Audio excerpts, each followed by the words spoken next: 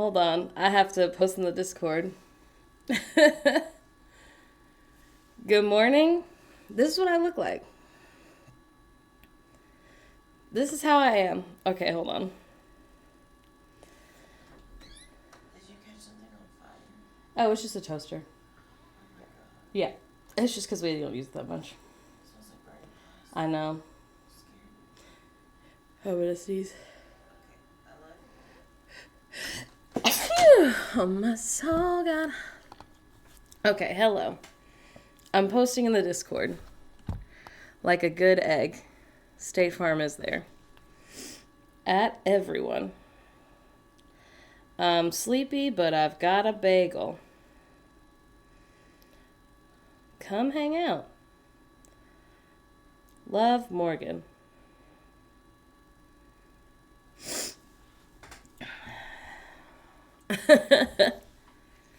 It could be really quiet. I mean, I can... Well, no, it's turned all the way up. I have a bagel. I haven't put Nutella on it yet. We actually went grocery shopping yesterday, which we haven't done in forever. So it's one of those things where I actually go in the kitchen and I'm like, how do I decide what to eat? There's so many things.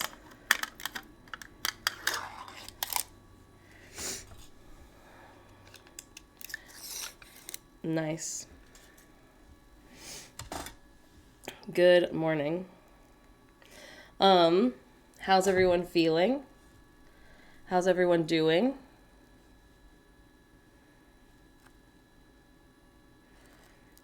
I got a little bit done yesterday. I canceled stream to clean. My sister and her wife and her kids are coming next weekend. Well, a week from today, next Wednesday. And they're staying in our room and we're staying in the guest room because they're 4 people. So my sister and her wife are going to sleep in our bed. And then we have like I'm sure you've seen it on our Instagram, but like Erin has this like bean bag that can unzip into a king bed. And I think it is new. Somebody did it during the subathon and was like, this is my 3rd stream in a row. And I was like, I didn't even know you could do that. Anyway, and then we're sleeping on the girl bed and a blow-up mattress. But nice. I saw that you have the flu. That's so sad. Now, is it a special European flu? Do you have an accent now? I thought about making that joke, but I don't know if you thought it would be funny. Hello, good morning. I'm so glad you're here. Anyway, yeah, about yogurt. I've been like really not great about eating lately. It's like nothing sounds good, you know? So I bought a ton of snacks that typically sound good. And that's where I'm at. I did my tree last night. Love that. British flu where you get the British accent. Listen, I don't know if it's like the winter. You know how like winter comes and everybody's sleepier? I feel like it also makes me like more, I don't know. Picky's not really the right word. But maybe. Hello, Blakey. Good morning. It makes me sassy. That's so true. I have been extra sassy.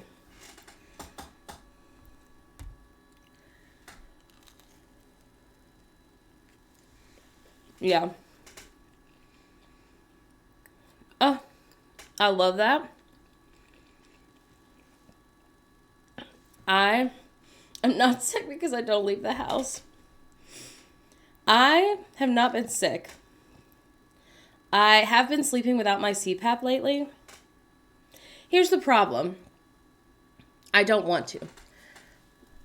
You know? And like, we've been busy. And I've been stressed out. And so I just don't want to add another thing that I don't want to do to my list. So, yeah. So I haven't been sleeping with CPAP. So I wake up and my throat hurts. And I'm like, this is it. I've gotten sick. And then after like 5 sips of water, I'm like, oh, wait, actually, I'm fine. I know. I hate soup. I am going to try and convince my friend Hannah to make gumbo on Friday, though. So I'm very excited about that.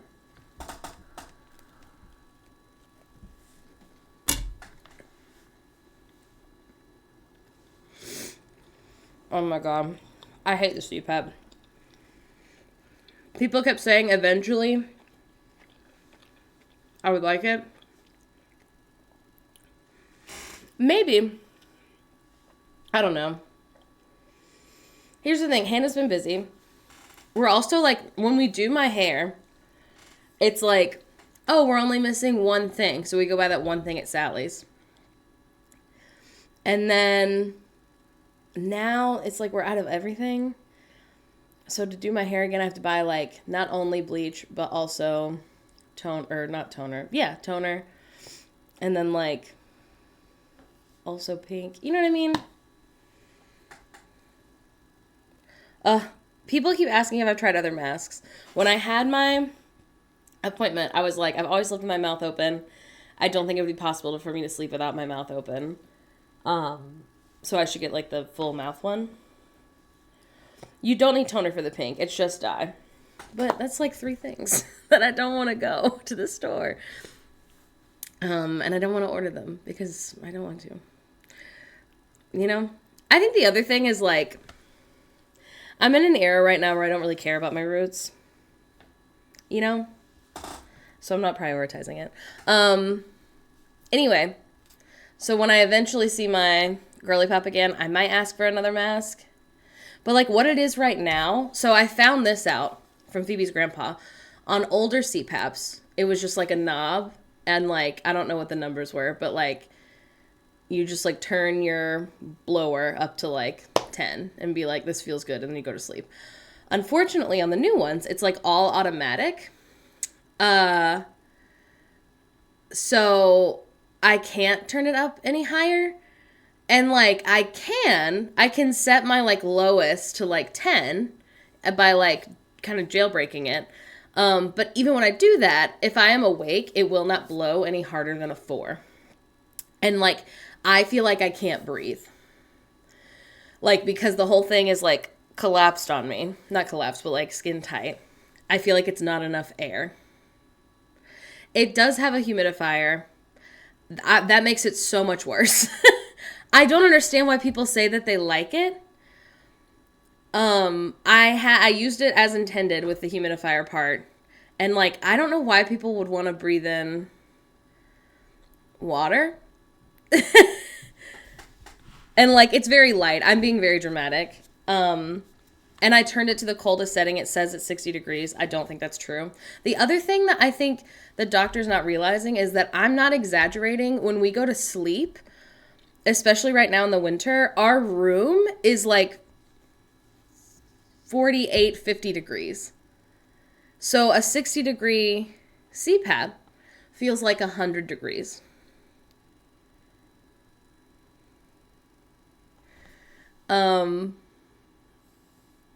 Yes. So it's 28 degrees outside right now. And we don't have the heat on. Yes, it's amazing. I love winter because I sleep so good. Yeah. It's because, listen, I don't know if other fat people don't have this problem or what, but like I am so hot like all of the time.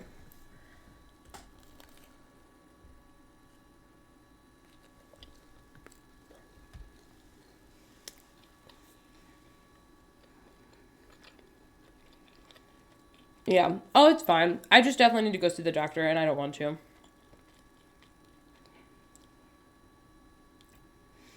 Yeah, I want to be under the blankies. Yeah. So like it is, I don't know what temperature it is inside right now in our part. The other thing is they keep it hot upstairs. During the winter they don't, but like during the summer they don't. But mom runs cold and then dad also likes to be cozy during the day. So upstairs I feel like the fire is like almost always on. And like it's I don't know. It feels like it's like, hold on. Okay. It feels like it's like 20 degrees hotter up there, is what Phoebe always says. And at first I thought they were being dramatic, but I think they're right. Yeah. I work at a senior's home, so they run the temperature on boiling, so I avoid heat at home. That's the thing. When I want to be warm, I'm like, I'll just go upstairs to the warm place. And then when I'm ready to be cold, I'm like, down to my dungeon. I love it.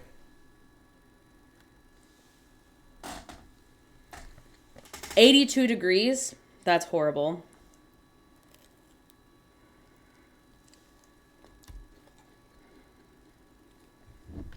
I think they just don't make a CPAP for 50-degree sleeping room.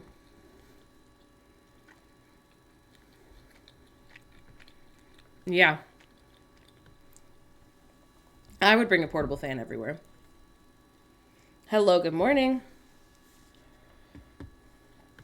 I think maybe we're going to play Stardew today. No, because the rest of my family also kept the house cold. I think it's just how you're brought up, honestly. I haven't. I was waiting for stream to do my Spotify Wrapped, because everyone knows how much I freaking love Spotify Wrapped Day. But, so growing up, my house, I would say on a warm day, was like 68 degrees. Like on a warm inside of our house day. And then at night, we were definitely like a 65 family. Yeehaw. And so I've always been, I want it cold. Like it was 28 degrees last night and I had a fan on my face. Oh, I wish it was snowing. I love snow.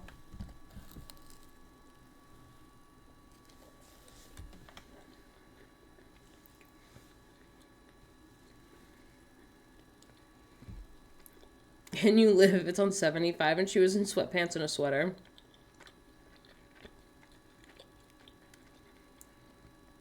No, that's so scary. Phoebe, so before we got married, before we moved in together, no, I would say Phoebe was not a cold temperature person. There's a couple of factors. Number one, I've never been on testosterone, but I'm married to someone who, like, is on testosterone. And Phoebe runs much hotter now that they're on testosterone. Number two, Phoebe has, like, their body has changed. So they got more stuff to keep them warm. And they didn't when we first got together. Number three, their head was, like, shaved when we first got together, and you lose the most heat out of your head and out of your feet. So they would literally sleep in a beanie because it was so cold at my house. And like, they already had, they didn't invent that for me. They did that in Oregon already when it was cold.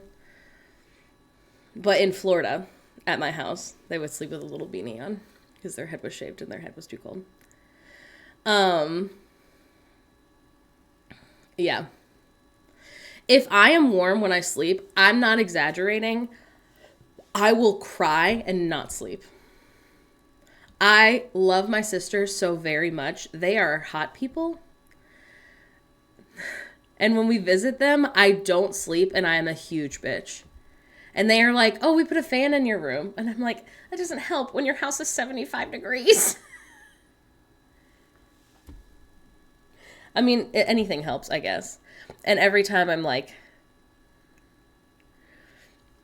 I don't know how to be like, your house is so hot, I can't sleep here.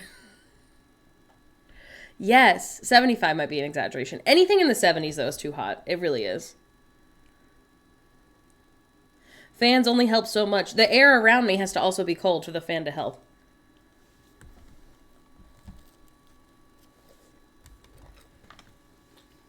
They're all skinny, though. Which is relevant.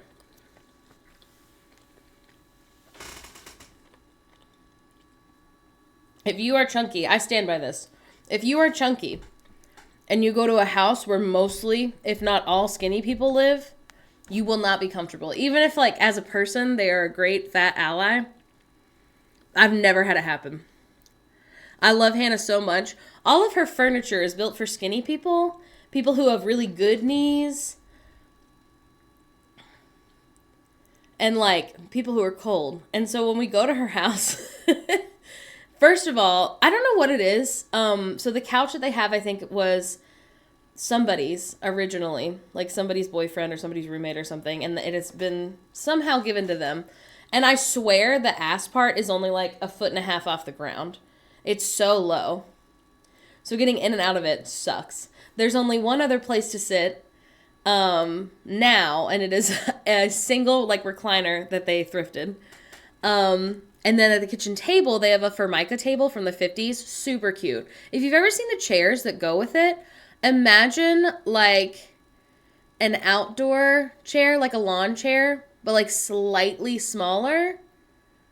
That's what they're rocking with. And I'm always like, there's no way that I can sit here. There's just no way. I will break it and you won't be able to replace it because it's from the 50s.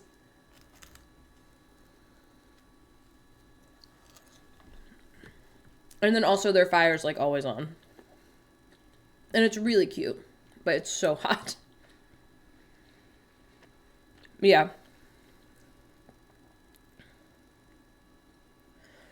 Can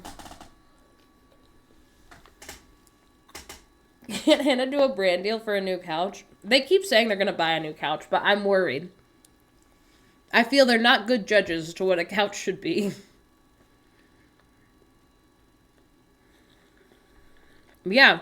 Futon's not made for me. Let me help you couch shop.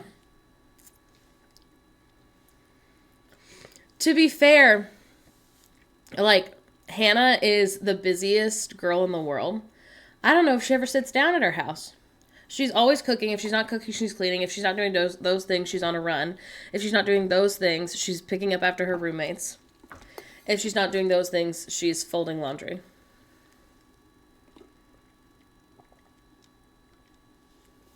Merry Christmas, here's a couch I can sit on. To be fair, for many reasons, Hannah mostly comes here. And she's comfortable at our house, except she's always cold. So when she comes here, she literally is like bundled up, and then she also has to like have a blanket on her the whole time. So, you know, it's about giving and taking in a friendship. Fun Bunny, you're literally so right. Everyone, you may have heard this already. I am obsessed with Hannah. She does not do enough for herself. She's always too busy doing things for other people. I know that's the kind of thing people say about their friend that died in a Hallmark movie, but it's true. And I love her so much. And her New Year's resolution for herself this year, 2023, was to buy more things for herself. And so like every month she's bought like a little something for herself because she never does it. What she'll do, and I've watched her do this several times, is she'll be like, I found a picture of a sweater that was made in 2015 by, I don't know, I can't think of a single brand right now that she would like. By something. By The Juice. I made that up. And she'll be like, they don't make it anymore.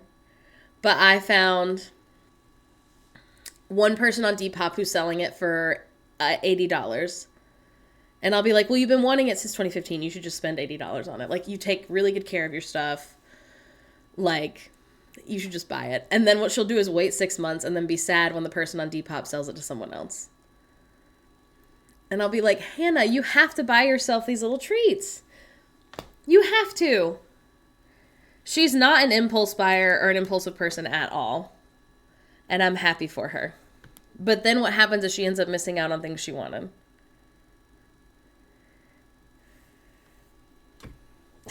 And so, anyway, so that was her resolution. And she did really good. I feel like every month she's bought at least something. We're both back in our reading era when we were like readers in like middle school and high school. So she didn't get a Kindle. She got a Kobo. Because she didn't want to support Amazon, which is super fair. And she really likes it. The people I know who have Kobos love them. I love my Kindle. Something that I will say that I think people don't talk enough about is like sometimes the thing that is the most popular is like the most accessible. You know what I mean? So, like, I don't know. It's like Kobo. I don't know anything about the Kobo, but on the Kindle, I knew that I could get things in the dyslexic font.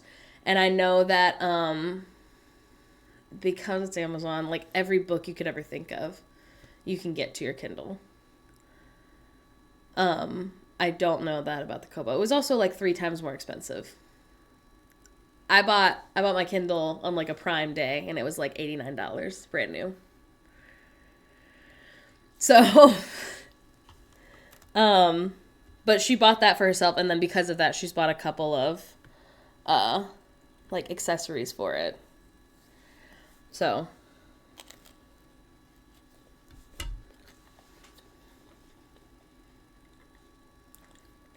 exactly, not so binary art.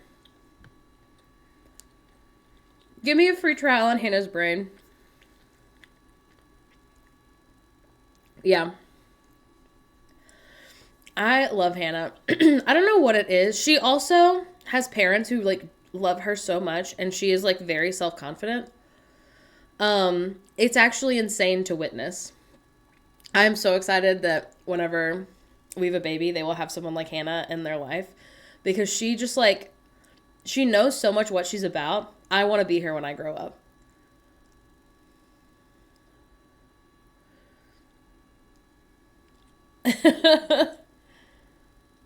Kobo was originally a popular e-reader made by a big Canadian Nook chain, but they sold it off years ago. Interesting. Yeah, she's never like, does this outfit look good? Not that there's anything wrong with that. I'm saying the rest of us all do that, and she doesn't.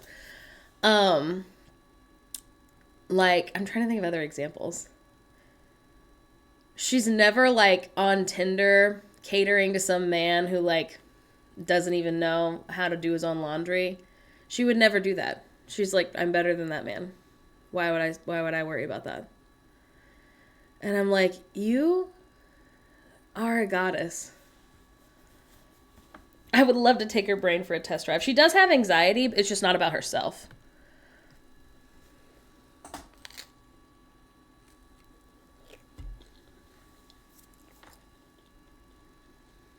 Yeah.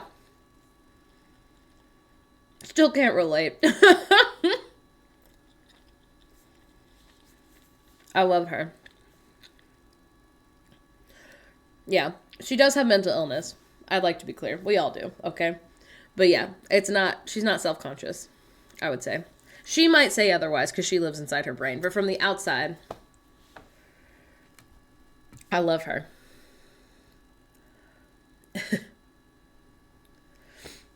Yeah. Listen. She's also really smart. What I like most about our friend group is I feel like we're all really smart in different ways. So like Lydia, who's very tall and hot, knows a lot about cars. She's also like a tech girly, which is great. Hannah works in dentistry, and she knows a lot about really random things.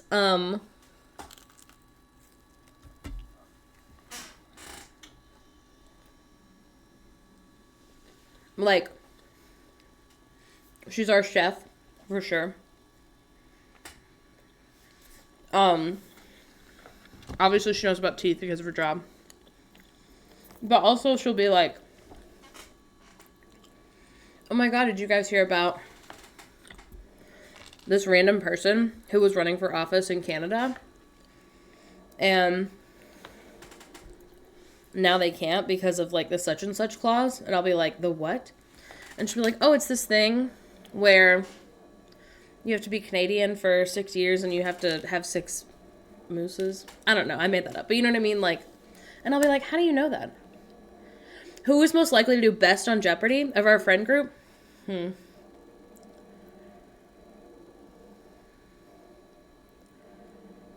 Maybe. I don't know. It's either going to be Phoebe or Hannah. Actually, possibly Nat. Nat will surprise you with like random facts that they know. It's also, Nat's one of our friends. Do you guys have those people who are like, yeah, I told you that. My dad's like a famous cowboy. And you'll be like, you did not tell us that. And they'll be like, what?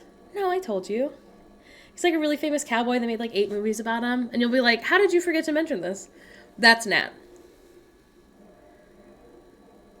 Hate the must own at least 3 Maple Tree Canadian law.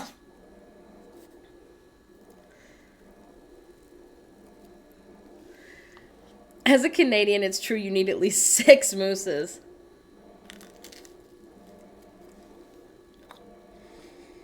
Oh my god. I made that up. She drops the lore like dads do. They do, yeah.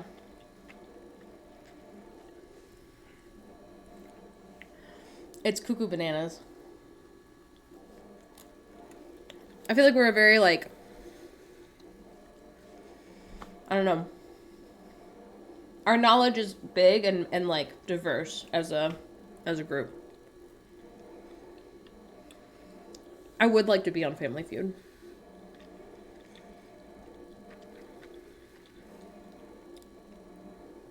I've always got some weird secret lore my friends are finding out about.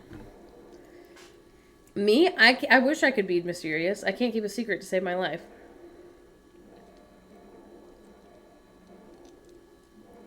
Oh, listen. Good for them.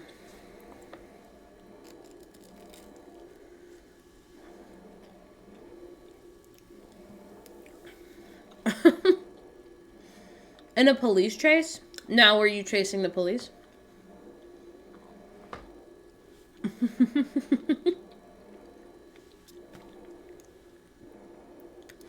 I'm pretty good about being like, yeah, I also can't shut the hell up.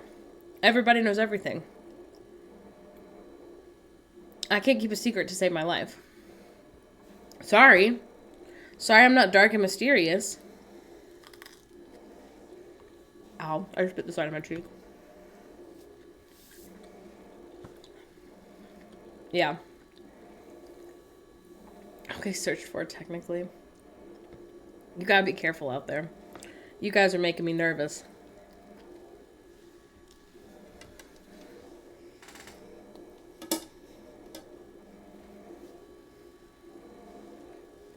The hint fridge is really going today.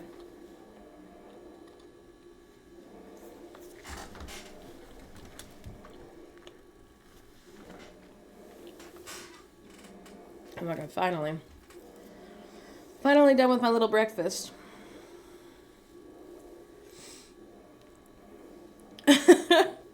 That is my problem. Hannah is the only person I have Christmas shopped for, which is interesting because she's normally last.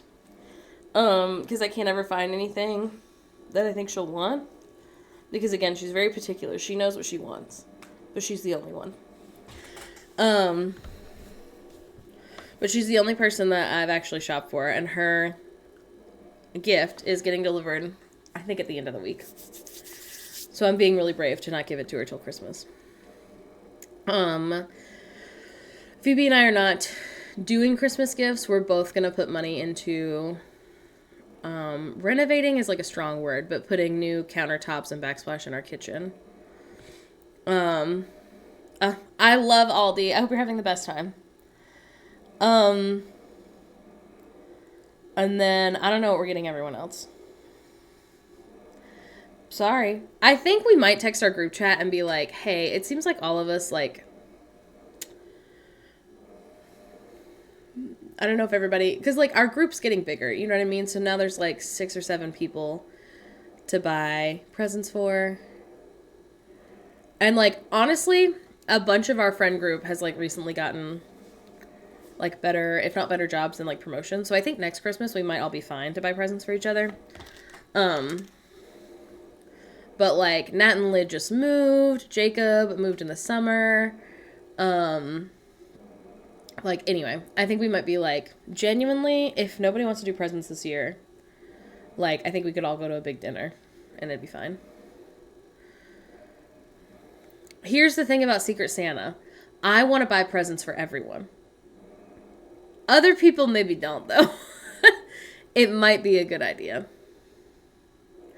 Also, like, we are, I don't know how your friend groups work, but, like, I am the one who's, like, the extrovert of almost all of my friends. So I am the one who invites 20 people to something, but I'm the only one who knows all 20 of them. So, like, I can't do Secret Santa. Even in our, like, tighter group of, like, 9 people. I thought about doing White Elephant. Here's the thing.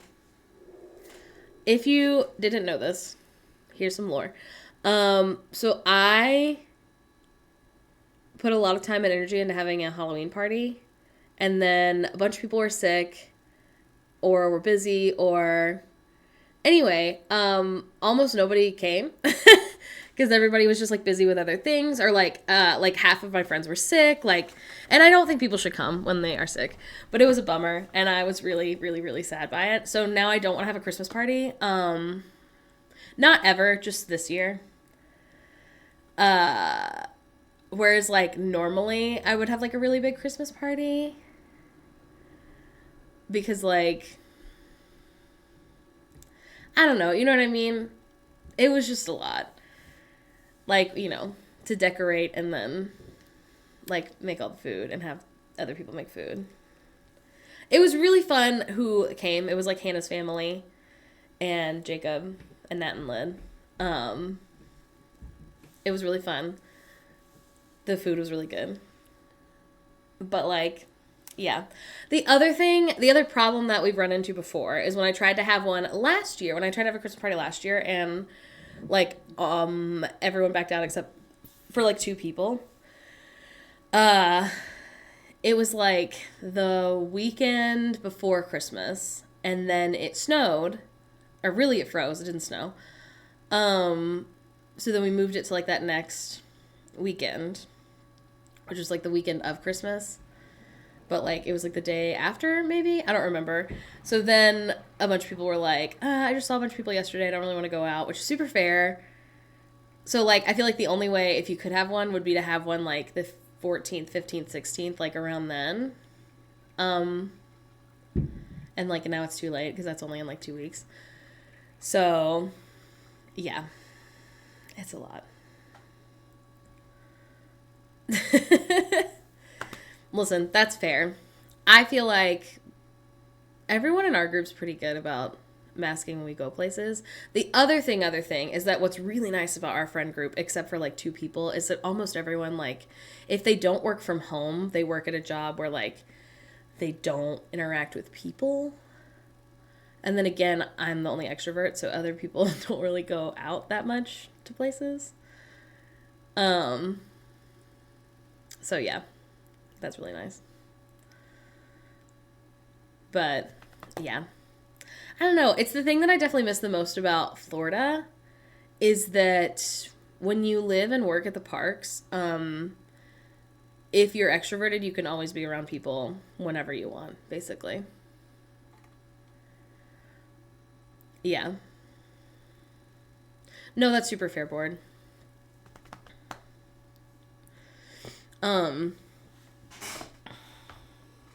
Yeah, it was super nice to be able to like just go to the parks and be around people. And like the other thing about not that I ever want to go back, I'd like to be clear. They do not pay people enough. But the other thing is like when you work at a place that has like that many employees just like built in, that will like most likely be your friends because you work with them. That is also super nice. Because if you don't want to go to the parks, there's like so many people you could text to be like, hey, did you want to go get dinner? Like, did you want to come to my apartment and swim? Did you want to? And like in Oregon, number 1, it's too cold to be outside all that much. Number 2, like, you know, there's no Disney World. So, yeah. As an extrovert, it's been just, you know, new. That's all. Not bad, just new. Yeah. Stressful holiday and then non-stressful friend holiday. Yeah. That's true. Phoebe's my only coworker. So, but we do get along, which is nice. I do feel like there's like a special bond that happens. Like, I don't know, you know what I mean? Like when you have coworkers that are also your friends. That's true. Bob's not a great conversationalist. It's so specific. You know what I mean? My like first real job, the first job I had for a while, the Trauma Bond, I'm familiar, at a restaurant in Mobile. It was so specific to spend like a 13, 14-hour shift with someone and then also be like, did you guys want to get drinks after tonight? and then go out to the bars together in like your serving outfits, in like your uniforms. You know what I mean? I really love the people I work with a lot. I really love being a server. I hated the people I worked for. Hated is a strong word. I really didn't like one of my managers. I really like the other one. She actually doesn't work there anymore. She works at a different restaurant owned by the same people. But yeah. Yeah. Oh my God. Not even like your own inter-office romance, like the drama between coworkers. Like, I kind of miss that. You know what I mean? Where you'd be like, oh yeah, did you hear that Peyton and Jacob like hooked up last weekend? And that's why their sections can't be next to each other because they all feel weird. And it's like, that's so interesting. Oh my God. I did not work as a server in Florida. This was in Alabama. Good managers are hard to come by, I think anywhere, honestly. And here's why I think I'm unlovable. Hi, thanks for choosing Starbucks. What can we get started for you?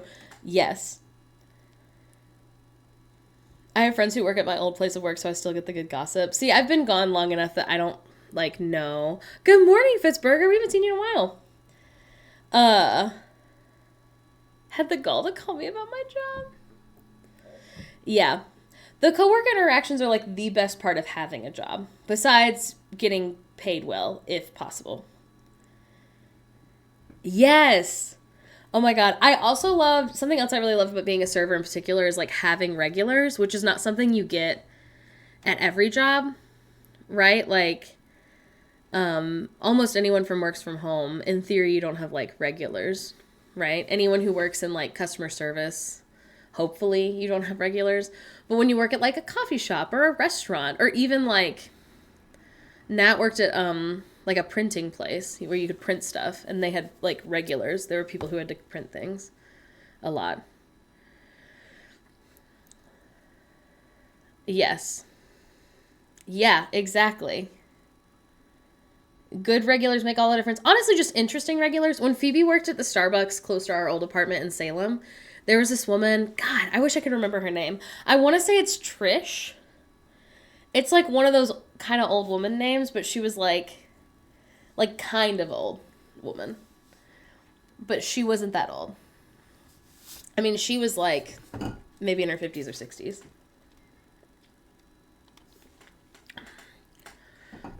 Because he would make animal noises. Trish, I think was her name, would come through their Starbucks, and she was just like, insufferable is too mean. I love you, goodbye. But like, she was the kind of person to be like, I would like to order a white hot mocha grande, Trish style. But like, she made up Trish style, you know what I mean? And so it would be like, if someone was new at that Starbucks, they'd have to be like, this is how Trish wants it. She thinks she is cool as a regular, and she's kind of annoying. But she wasn't like mean. I wish Phoebe was awake to tell you. It was like when Phoebe told the story, they were like, she's not mean and she's not rude, but she does think she's the main character and no one else at the Starbucks does. The other funny thing that I remember about this woman is that the way that Phoebe's Starbucks was built, for some reason, they lost power a lot. And they also, like, when they would do orders, like, would only get half of it. It was like right after things, this is like beginning of 21. So I don't know if you guys remember, but like still backed up. Everything was still backed up because of COVID, like getting supplies for things everywhere, like random things you would never think about. And so like they didn't have like peach syrup for a super long time, like 6 months. Which is like just a thing that they needed. But anyway, so they were out of her regular something. I don't remember what it was for a long time, so she had to pick a new drink.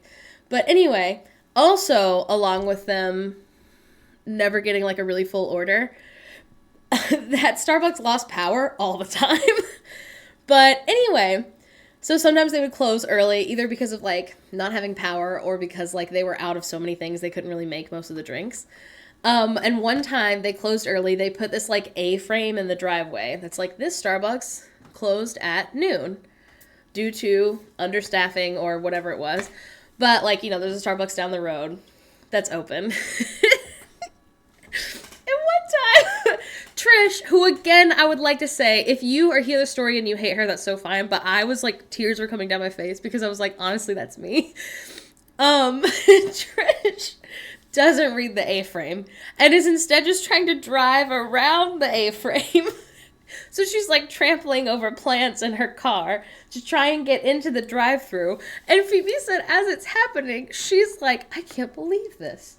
Why would they make this so hard? And Phoebe had to go out there and be like, Trish, we're closed. Did you read the sign? And she's like, no, I thought someone there put it there by accident. The sign can't stop me because I can't read.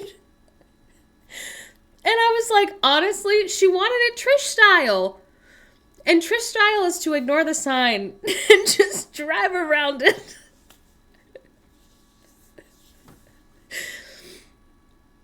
That's so funny. We had a guy that would come in and order 30 shots of espresso in a Trenta cup with ice at like 8:45. It was I picture her as Jennifer Coolidge. Trish didn't have much, but she did have the audacity. Yeah. I know we're not going to Starbucks right now, but man, it was a banner day in my home when they finally had peach syrup back. No, please let me go first. I'm doing something. Yeah.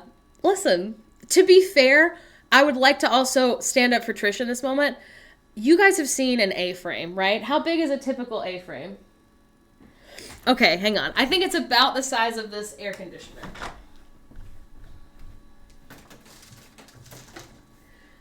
Maybe a little bigger, right? An A-frame, it's like two pieces of wood that like are not glued together, but there's usually like a hinge on top. Like a coffee shop sign. That's what they call it in Animal Crossing.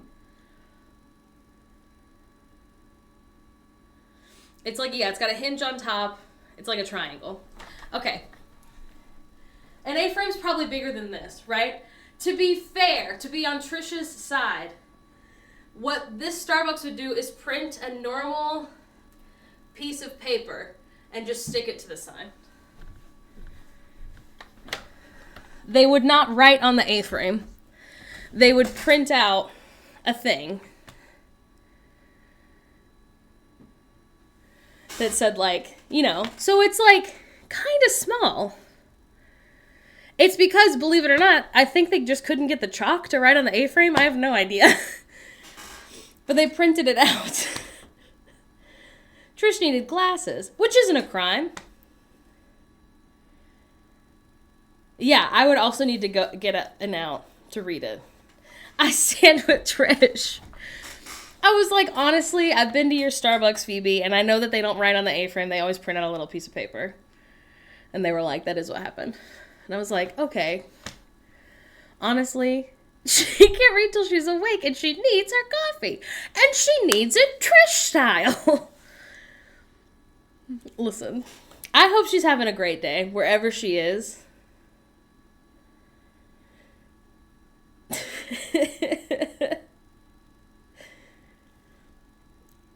I was on drive-thru and this woman drove out, said maybe 2 words, and looked at my trainer sprinting at me because she recognized the woman's voice and knew I was about to be bewildered.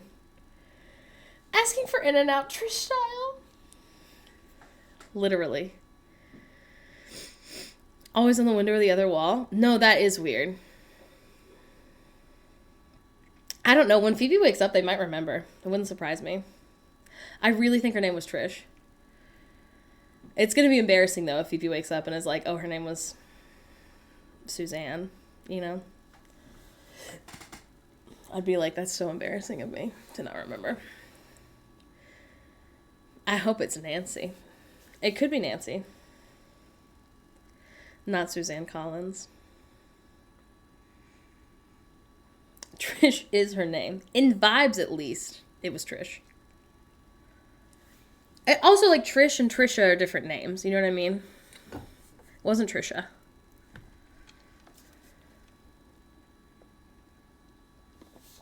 But I think it was close enough. Thank you. Could be Tanya. Tanya's a similar name. I signed Trish by chat. Yeah. And you get it. Yeah. Even has tucked the tags of each tea bag in their own. That's so weird. Tanya's style is a federal offense. I have been a regular at our Dutch Bros long enough that they remembered my order, and then I started, like, I've changed my order a couple times, though. I tried to change my order once they start changing a lot of the employees. Just by happenstance, that's how it's worked out. So, like, everyone who works at our Dutch Bros now doesn't even know what, like, my order from last summer even was. You know? Who had 6 Facebook accounts because they keep getting hacked? Yes. That's absolutely Trish coded. That's who she is. And it's not a crime. She just keeps clicking the phishing links. What I love most about all coffee shop places that are, like, not as, like, I mean, I guess Starbucks is the only one. I'm trying to think of other things that are, like, literally, like, international. Trish isn't a criminal. She's just a bit silly. Things that, like, the people who actually work at that place have a lot more to say with what's, like, going on the menu and what's going on the little boards and stuff. Mostly local places, but also our Dutch Bros kind of does this. Anyway, I love when they're like, here's our drinks for the week that we recommend. We have a place called Espresso Road, and they just, like, name things, whatever. And I love that. They'll be like, did you want a Nutter Butter Disaster? And they'll be like, it's got peanut butter and chocolate, but for some reason it also has peppermint. And I'll be like, I love Nutter Butter Disaster. That sounds great. Or, like, we went to the midnight premiere for Iron Flame, and they had, like, themed drinks. I love that. My favorite thing about the Starbucks in Disney Springs when I lived there. Who's nutting in the butter? No, Phoebe calls their smoothie the Nut Buster. My favorite... Oh my god, that was so scary. Anyway, and the one in Disney Springs, they would have, like, themed drinks all the time that they definitely just made up. It was the best. They'd be like, Cinderella's Lost Shoe. And it would be like, it's a regular drink, but we make it in a shoe. You know? And I'd be like, I don't think this is real, but I love it. It tastes like shoe. The peppermint is the disaster part. It is. You must find it. We blended real leather. If I Googled hard enough, I'm sure I could find some of them. But they were really cute. Taste exclusive, and I love it. Hints of leather and athlete's foot. Cinderella, she could be an athlete. I feel like doing that many chores makes you an athlete. Some say. She's lost so many shoes, we gotta put our drinks in them.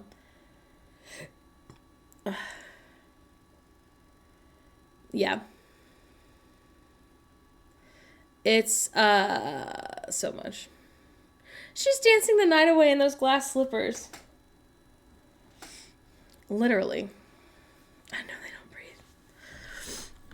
What I want is... I want to have, like, a party where we have themed drinks that are insane. You know what I mean? My brother's drink... Oh, wait, my coffee shop does that and somehow remembers that they were from 4 years ago. My brother's drink of mermaid water was legitimately from 6 years ago, and they somehow still know what it is. I'm so glad you're here. Why? I was just talking about you. She needs a chapstick. Yes. Do you remember that woman who came to your Starbucks and she would be like, I think her name was Trish, and she'd be like, she wasn't a bitch, but she'd be like, I want my peppermint hot mocha, but like Trish style. Oh, yes. And then she ran over the plants to get around the A-frame. Oh, my God. Was her name Trish? She hit the A-frame. It was not Trish. You're confusing two women. Oh, no. There was a million-year-old woman. She had to have been like 163. And she hit the side of the A-frame as she was trying to go around it. Oh, I thought I combined them. Yes. These were two women. And then separately, there was a woman who was like, yeah.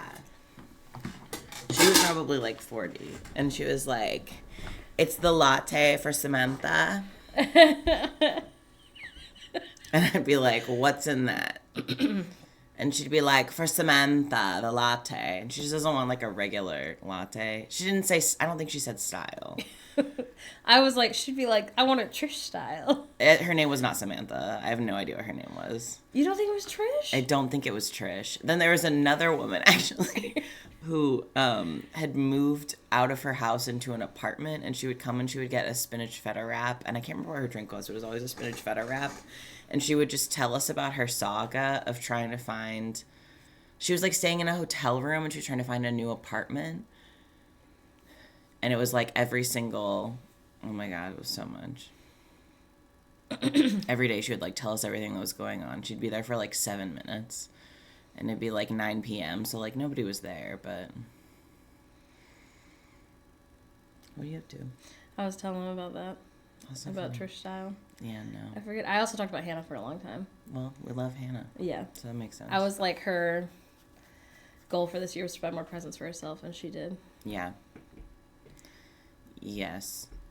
She was, like, trauma dumping. It was so much. It was so much. Maybe she thought she was relatable. Her name was, like, Liz. I don't think she thought she was relatable. I don't think so. Her vibe was like, I had a messy divorce, and now I'm living in a hotel room, and it's very hard to find an apartment. I need that spinach feta. And I was like, so true, girl. I dated a woman buying wine. She was like, my dad died today. And I was like, okay, are you 18? Stop. Penliz, Okay, that's Sex so in funny. the City. Penliz, that's so funny because it's illegal to buy wine if you're only 18 here. Yeah. So for a minute, I was like, oh no. Yeah. You had to tell her she couldn't I got have the the spinach wine. feta. No. Literally. She'd be like, she was like having like a saga with her like storage unit that her stuff was in. It was so much. It's a garlic bread. Yeah. It's got little tiny garlics on it. I gave it to her anyway. Drink your feelings, girly. Oh my God. Yeah, when I was a server, people would be like, I was supposed to be on a date. And I got stood up. And I'd be like, did you want dessert? That's not my problem, buddy. Sorry, Mr. Guy. Yeah. That's a bummer for you. How was your nap? I didn't. Oh, no. That's okay. Well, I was laying down trying to sleep because I didn't sleep very good last night at all whatsoever. And then all of a sudden there was an aggressive burning plastic smell that stressed me out so bad it was impossible to fall back asleep. Why didn't you text me? What do you mean? You could have texted me. I came out. Good for you. No, remember? I walked out Yeah. of the room. I know, but you could have texted me instead of getting up. Oh, I'm also just flicking you shit. I wasn't gonna. No, go our to sleep. toaster, well, it's really cute. It does smell a little bit when we use it. Just a little. We don't use it very much. No, but I'm back in my bagel era, so She's a bagel girly now. yeah. Do we still have that freezer jam? I think it's in the fridge, but yeah. Oh, the fridge jam. Yeah.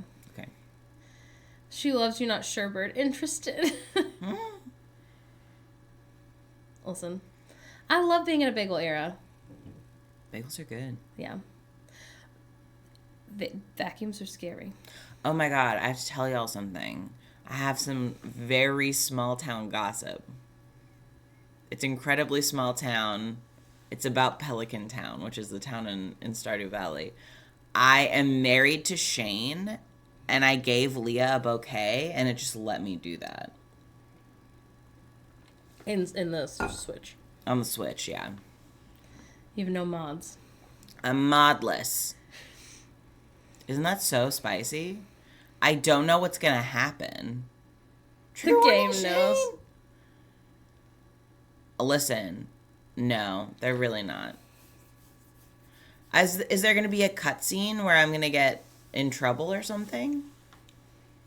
It could be. I'm scared. Also, even worse, I'm not planning on marrying Leah. Somebody said that Penny gives you, like, cute, like, strawberry decor in your house. Oh, that sounds really cute. So I think I'm going to marry Penny. Listen. This is my TV. Listen. Oh, I haven't done Spotify Wrapped. I'm ready. Go ahead. Let me open my Spotify. Oh my god, Penlows, that's so funny.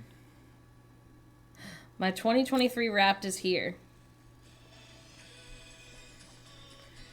Oh, you should turn it down because it's gonna be. It's playing it's Jake gonna Rogers. get in trouble. That makes sense. It's rap time. Ready? Let's do this. 2023 was a feast for your ears. You listened to 50 genres. Okay, did I? How did your taste stack up? Let's see. They're two. Oh, it's a little sandwich.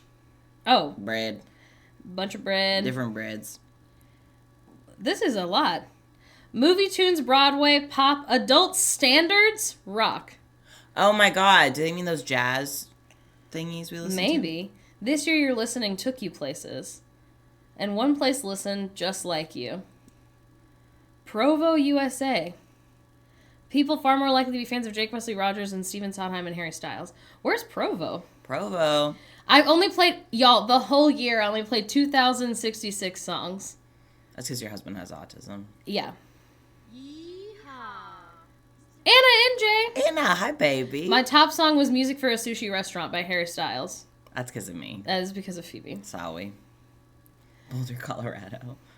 Provo's in Utah. Oh, no. Okay. All right, come on. My top songs. They're all from Harry's house. Because it's You're my husband's so nice to me. favorite album. It's my comfort album. In the car when we're going somewhere bad, or if we're awake too early. Sorry.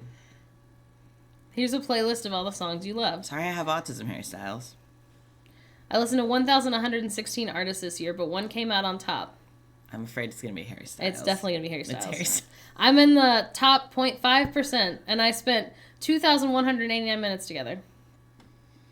Don't put me in your car so much, and then it won't be a problem. Come on, have some more minutes. Stop. That's so funny.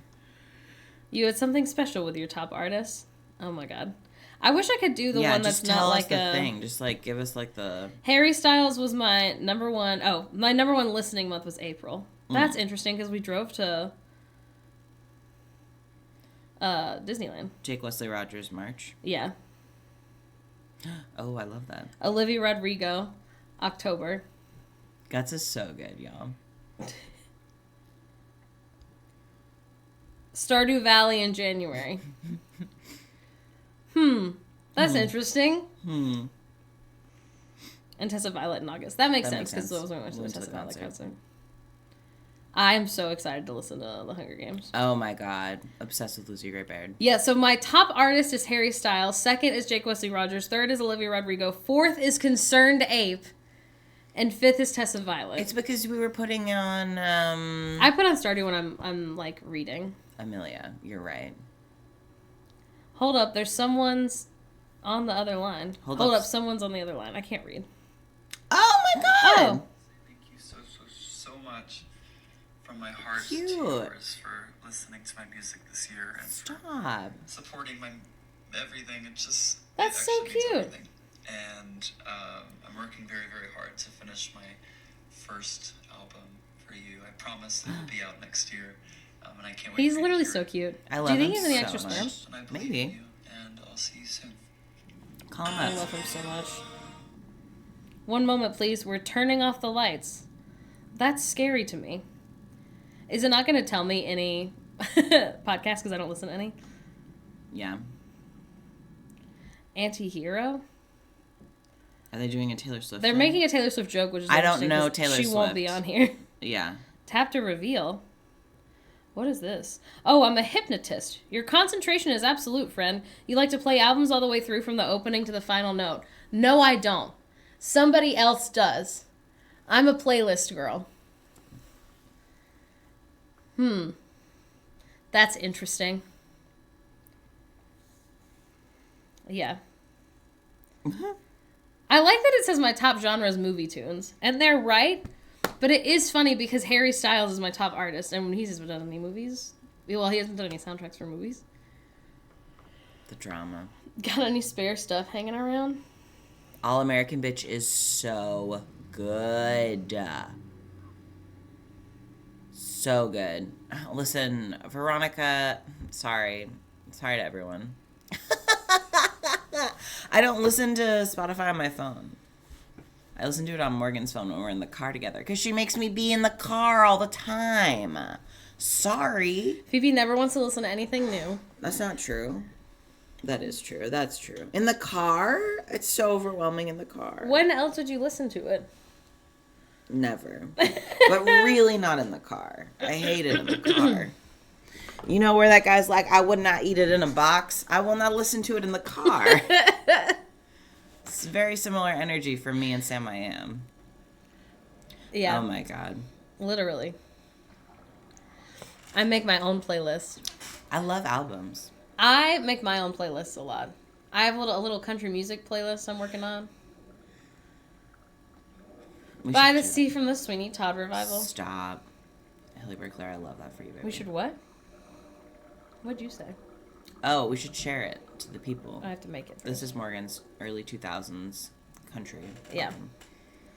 So you want to be a cowboy? Is love. Love it. One time when we were listening to someone else's country music playlist, it played Mamas Don't Let Your Babies Grow Up to Be Cowboys. And then I Should Have Been a Cowboy. And Phoebe was like, these are very differing messages. And I think about it all the time. I can't remember. I don't remember that event. Oh, I talked about how cold it is in our house. Yeah. When we sleep. Mm-hmm. Someone said, is Phoebe a cold sleep girly? And I said, when we got together, they weren't. But now you are. No. Yeah. I like to wake up and be a temperature that my body wants to be. No. So I don't mind sleeping when it's cold, but when I wake up, I want for it to be warm. So I'm just in the worst attitude of my life. No. Yes. And I will, Veronica. Oh my, so God. Hold on, I was going to say something. Oh my God, did you tell them about Henry Jansen? No. We have beef with a man. His name is Henry Jansen. Sorry, Henry Jansen, if you're watching right now, or if any of you know Henry Jansen, I'm sorry. There's no way you know him. I doubt you know I don't him. think he's real. I think he made a playlist. Here's what happened. If you go to Spotify, there's a Christmas playlist that gets recommended, at least to me, maybe not to everyone, and it's a picture of Buddy the Elf like this. And it says, Best Christmas Music Playlist.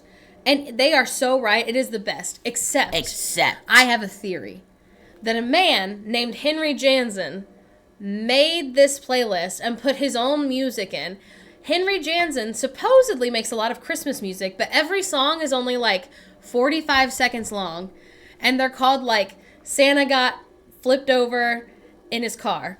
Or it'll be like... It's a song called that. It'll be like Christmas Crackling. Santa's by getting bent over the fireplace. Yeah. Why would you say that? And so I think Henry Jansen made it, put his music in with all of this actual Christmas music so that when you're playing it for a party, he has 4 Christmas playlists.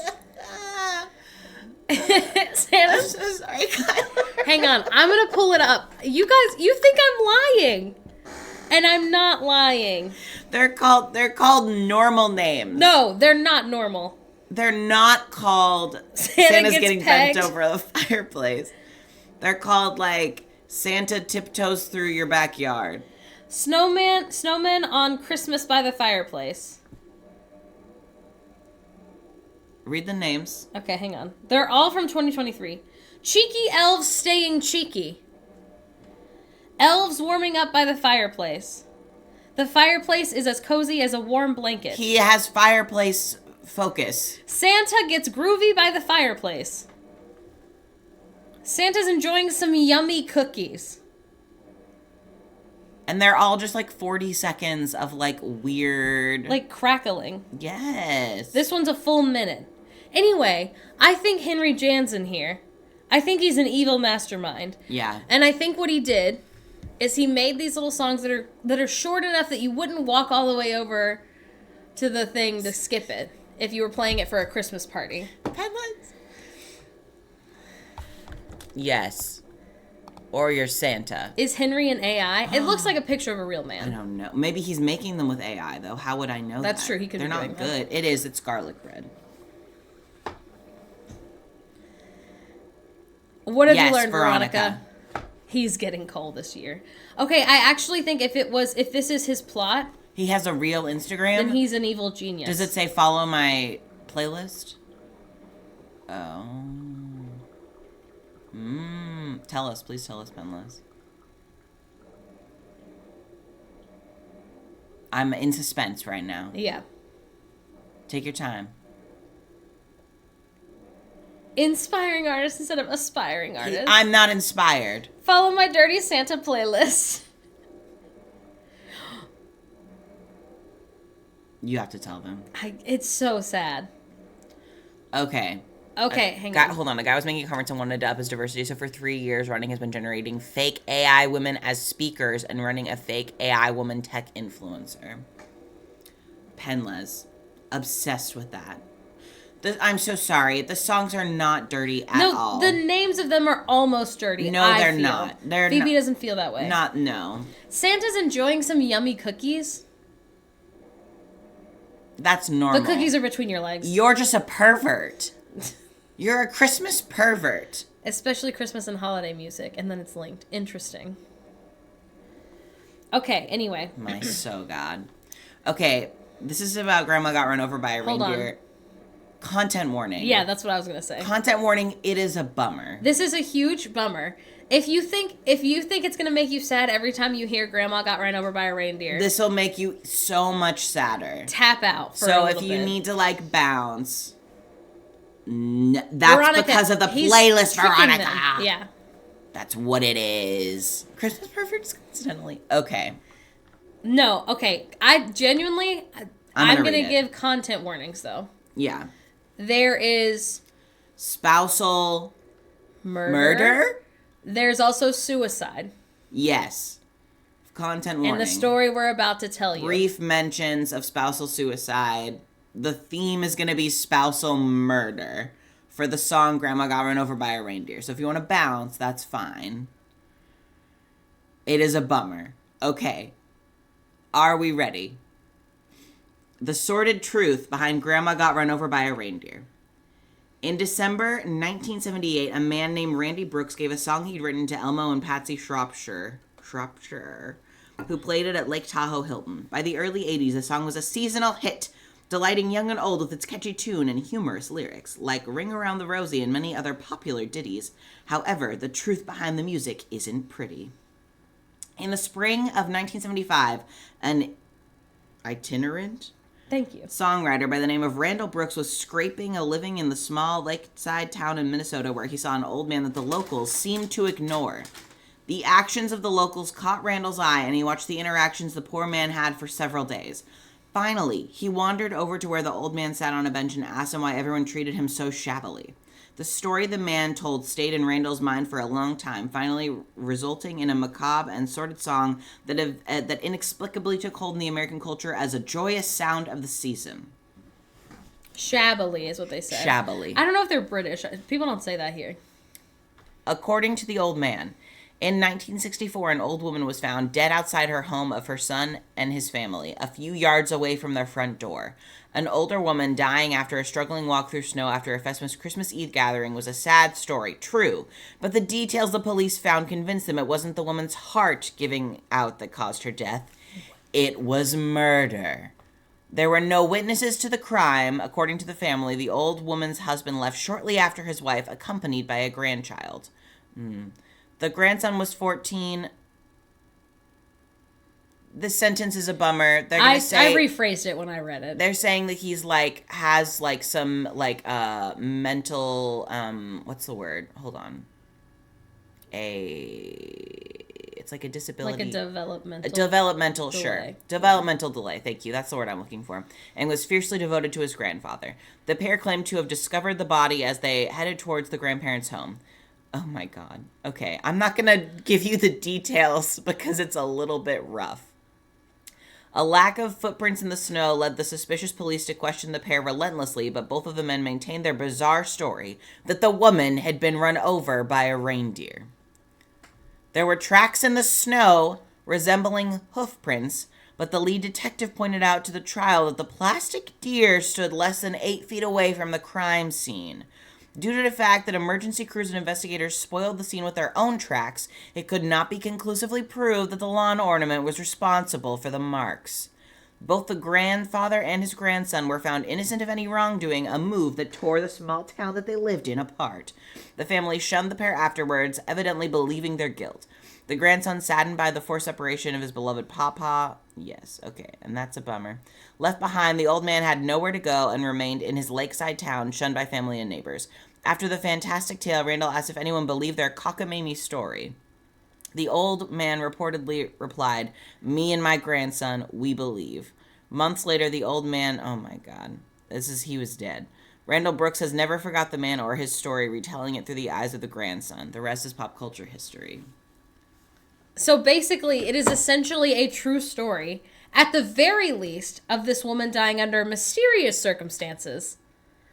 At the most, she was murdered by her husband and grandson. Yes. So it's not sad, it's a crime. It could be an elk. I do think it could have been an elk, actually, as I'm reading. The parts that Phoebe skipped over of the description of the body could lead someone to believe that. My favorite part is where they're like, and the police from 1970 were so bad at their jobs, they were like, whose feet are whose? Elk talk very scary. Classic police move. Yeah. Honestly. Yes. Who said that song and said, "Man, this has got to be a kid's movie"? I've never seen the movie. Great question. I did watch it once. I don't remember. I think she lives in the movie, though. Yeah. I mean, the name of the song isn't Grandma Got Killed. Although, all cops are blaming reindeer. There is a movie. It's a cartoon, right? It's a cartoon, yeah. It's cute. She's fine in the movie, though. In the song, though, if you haven't read the lyrics recently, she definitely dies. Oh, she's dead as shit. There's a lyric that's like, now we're all so proud of Grandpa because he's taking this so well. Yes. Because he murdered her. Right, and now it's like, I wonder why. Crafty Kayla, you gotta knock on his door and ask him. Be like, I just read an article. I gotta know. Yes. He's suspiciously fine that she's gone. Bananas. Christmas true crime. Yeah. Christmas false crime? Yeah. I don't know. Maybe. Bananas behavior regardless. Why did he write it? I don't know. Well, he claims it's a true story from that man. No, the grandpa, everyone in the song is dead, unfortunately. Yeah. Hello, hello. Oh my God. Kent, I'm sorry. You're being so brave about it. Yeah. I've warned all my friends and neighbors, better watch out for yourselves. Yes. Grandpa is guilty. Also, I have to say, if in real life the woman was murdered by an elk, you would think that they would say, not that it was definitely one of Santa's reindeer that killed her. No? To be fair, it says Grandma got run over by a reindeer. Okay, all right. Okay. It doesn't say Santa's reindeer. No, that's true. In that part. And then separately, you can say there's no such thing as Santa. But as for me and Grandpa, we believe. Now, did Santa have the feet of a reindeer? And Santa is truly the murderer? That's scary to me. Yes, Veronica, the lyrics are cuckoo bananas. Yes. This is like the fourth mention of Fargo I've heard in the past few years. I think we have to go watch Fargo. I don't know anything about it. No. What's the statute of limitations? I don't know. On reindeer murder? On holiday crimes? I don't know. Yeah, maybe there's special laws for holiday crime. Yeah. Yeah, absolutely, Veronica. Yes. That man is guilty. There's no way. Yeah, it's a lot. He's just vibing. He was like, well, I'm not going to ruin the Christmas spirit. Yeah. I think my brother watched Fargo. He's watching the show. No, Nat and Lydia are watching the show. No, yeah. Sorry. But my brother watched Fargo, I think when it came out, because movie? it's old. No, the show. Oh, no, how The old's the show. movie? I don't know. The show's also old. The show's from like 2013, I thought. That's not old. That's 10 years old. That's not like... The That's not movie, I think, is young. from the 80s. I don't know. I didn't know there was a movie. Which is 50 years ago. Why am I being yelled at? You will be. I'm being yelled at. But the TV show, I'm saying old enough that my brother watched it when we lived in a house together. Been a minute. Our grandpa will get you. I freaking guess. Scary. Very scary to me. The movie was made in 1996. Interesting. Hey, Have you seen it? You're just making it up. speaking of things, Speaking of what things? the 80s. Annie. I'm not talking about Annie with you. I am a redhead. My opinion's the only one that I matters. don't know if that is the truth. I'm Mr. not Ray. discussing this with you. Where are you going? I have to go. I have to eat a little snack. I have to put some socks on. I gotta change my outfit. It's their representation. Yes, thank you. Listen. Then Tim Curry supremacy. Thank you. Although I did have a dream about Alan Cumming 2 nights ago. Because I love him. Tell them about your sexy dreams. No. Oh my. About Alan doing what? Listen, I am going to pull up pictures of both of them. Because I need you to see that they're both so cute. Okay. Tim Curry, Annie, movie.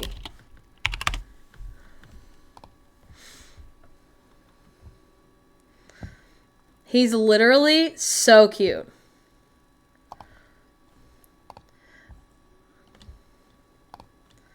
I need a good picture of them. I gotta be honest, he looks less sexy than I remember. Turns out he kind of just looks like a man in this. It's hard to find. I feel like he looks sexy when he's moving. Let's see. There's so many black and white photos from 1982 Annie. He has sexy energy. You have to see him singing and dancing. That's true. Rooster, Annie, Tim Curry.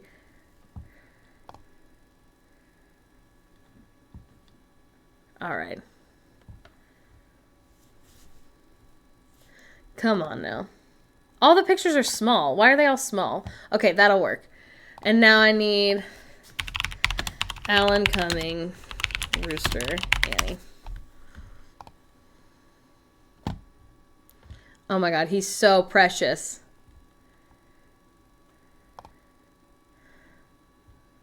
Oh my God, why did they make all pictures so small? I want big picture. Large picture.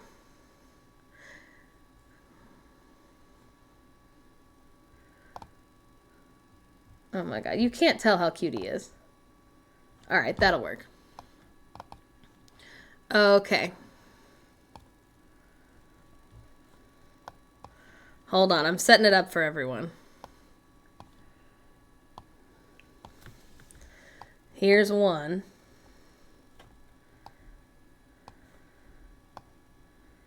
Perfect. And what I want, actually, remove this. I want the entire display.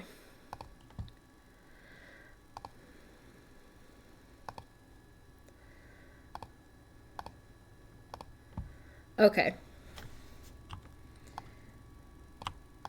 They're both really cute. 1982 is also the one that I watched growing up. Look at both of them. This is Alan Cumming. This is Tim Curry. I do think Bernadette Peters looks cuter than Kristen Chenoweth. Sorry. Both very handsome.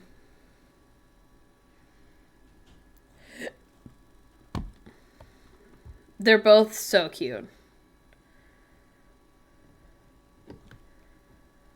This is when he looks insane. This is when he's trying to be like a rich, nice man.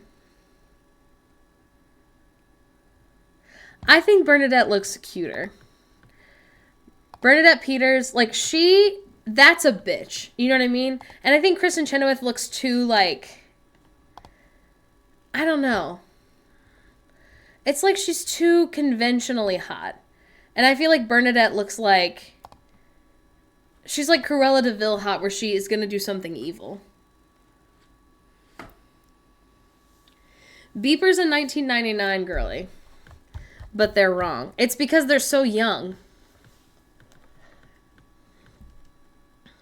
Because they're just a young little spring chicken. Do you see how tiny this is? Why do they only show me tiny photos? I also feel like, here. I'm going to look them up on YouTube, but play them with no audio.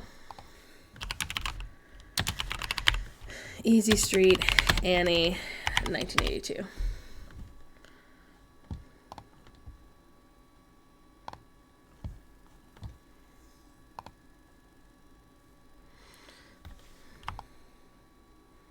Almost so good. Okay, hang on. I don't know. Like, I was never questioning that Rooster was in love with Bernadette Peters. They're all bisexual. There's no way they're not. Now, what I will say is we're about to watch the same scene in 1999. I want them to start singing. Oh my God, they're still talking. Oh, here they go. Okay, look. Kristen's, she's too, like, dumb blonde hot. And I love that, but that's not what I want for my Lily St. Regis. She's a criminal mastermind. Secretly. It is giving Glinda.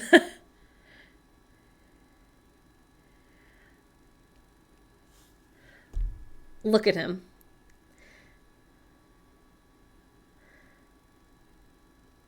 She's not evil enough. Okay, start dancing, everyone. They're just doing a little ditty. Now, you do see a lot of panty. 1920s Glinda. Also, correct me if I'm wrong, but aren't Kathy Bates and Alan Cumming brother and sister?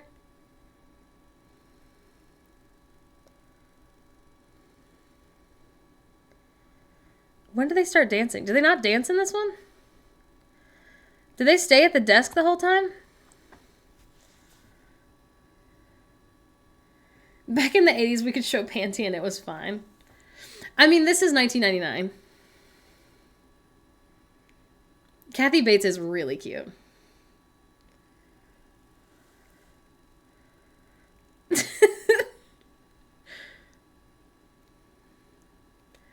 This is really cute, but they're not running down the hallway. In Tim Curry's version, he went underneath Bernadette Peters' dress.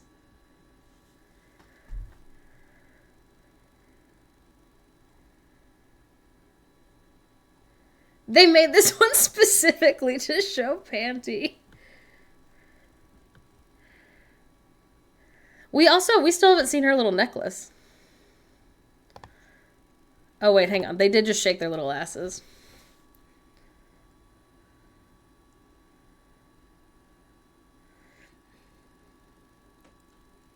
I recorded this as a kid. Another product placement win for Big Panty. Oh, they're taken to the streets. This is literally me and Phoebe and Hannah, though. This is us going somewhere.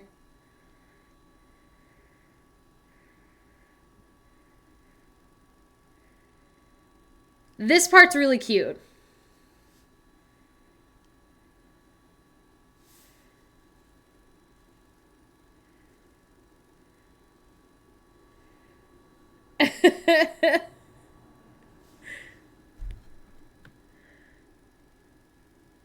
Okay, also, I would like to say Easy Street is just, it's so fucking good. Thank you, Flute Pick. That's how I feel. I feel like 1982 Annie is like very physical comedy. And if you don't know this about me, I spent a lot of time with my grandma growing up, so I really love like 1970s, 1980s TV a lot. Don't sing about your crime in the street.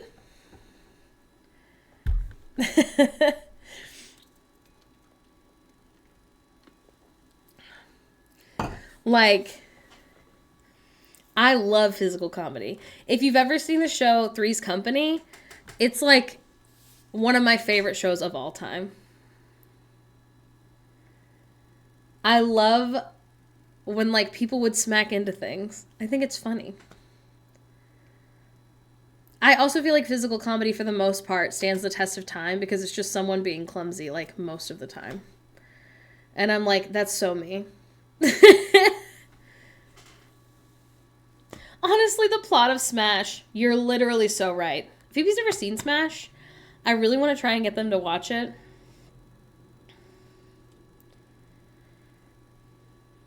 But yeah, I love 1982 Annie. This one's cute. It honestly, if Phoebe wanted to watch it, I would watch it just because I love any musical. But 1982 is where it's at. What I will say about 1999 is they have Audra McDonald. And the Grace from 1982. Let me look her up. She is really cute. But she's no Audra McDonald. Frock Flicks? That can't be her name. Is it? No. Anne Rinking. Flock Flicks must be the name of this website. It made me sad for people being made fun of. Okay, what's the breeze? I'm so sorry, but that's so cute. Yeah. I love John Ritter, who is in Three's Company. I love physical comedy. The entire scene from Singing in the Rain and hello, welcome, of Cosmo just being like, make him laugh. We did. Harry Styles was the number one. Mine was like Harry Styles, Jake Wesley Rogers, Concerned Abe, Olivia Rodrigo. I don't remember who the last one was. That might have been the Neurodivergence. Make him laugh is so good. Wait, do we all remember? Where's Pepper? This is just what Phoebe looks like. If Pepper was a redhead, it would be my husband.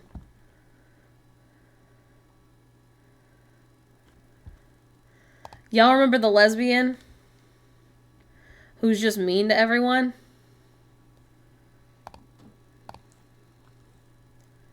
Oh, I forgot See, this is the problem with changing it every time. You gotta be more specific. Pepper, who's fucking mean. She's this one. I think she starts Dumb Dog. I could be wrong. I had a crush on Pepper. Lily. Come on now. She's mean, right? Okay, and then there was also Molly. Molly I was obsessed with. This is who I am as a person, is I was like, I would cry because I couldn't adopt Molly. And I need you to know, I am an 8-year-old in the year 2001 watching 1982 Annie, crying because I cannot adopt Molly from 1982 Annie. Look at her. You're going to look at me and you're going to tell me that you wouldn't adopt her? She's so cute. You kind of look like Molly, though, in a nice way. How could you look like Molly in a bad way? She's precious. She's so cute. I wanted to be Molly when I was an Annie so bad they made me play the police officer instead. That's so mean. Who she is now? Yeah, let's see. Tony, Anne, Gisandi.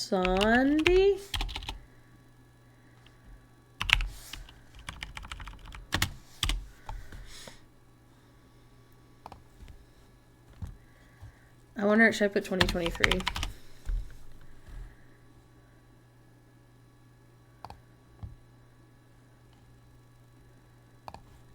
This is what she looks like now. This is a side-by-side. Oh, good. You can't see anything. This is her with her kids. That's so cute. Oh my god. No. She's so cute. Look at her little dimples.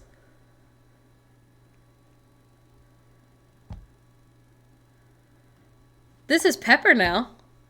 That's Pepper, right? Okay, good. It's a horrible photo. At least it's horrible.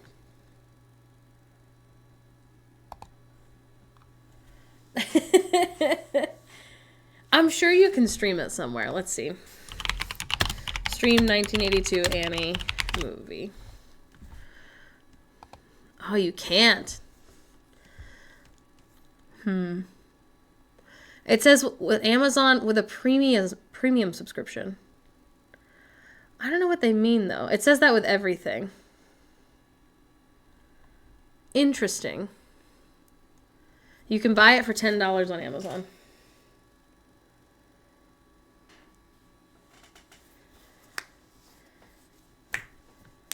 The musical, unfortunate. Lost Media. Listen, it's so cute. I know that 1999 Annie was on Disney Plus. I don't know if it still is. Someone's got to have a grandparent that's got it on VHS. Oh, yeah. That's usually what it means. What's weird is that it says, like YouTube, Roku, Philo, Sling, and Amazon all say with a premium subscription. And typically, I feel like what it is it'll be like Starz subscription. And it'll say like Hulu, Amazon, like all those things can sell you Starz. So you can like tell which one actually has it. Does that make sense?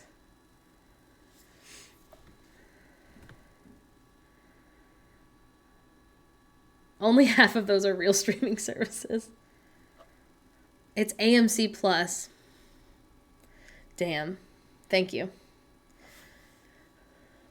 Yeah, AMC's the first one. I didn't even know they had a subscription service.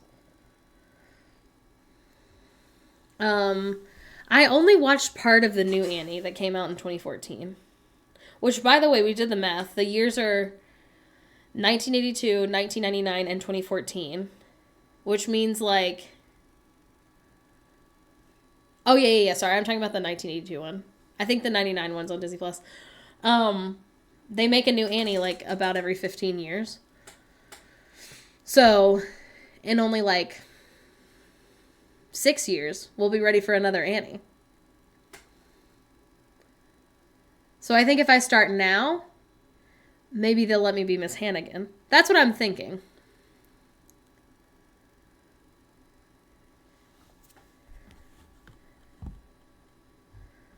I think it's a good plan.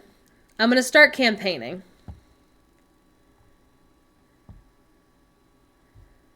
Now, I do kind of want to know what Annie looks like now.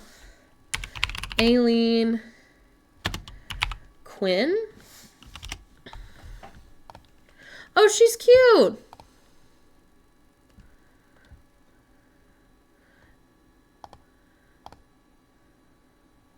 She gave up Hollywood at the age of 18.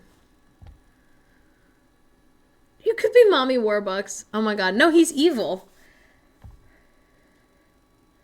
And bald.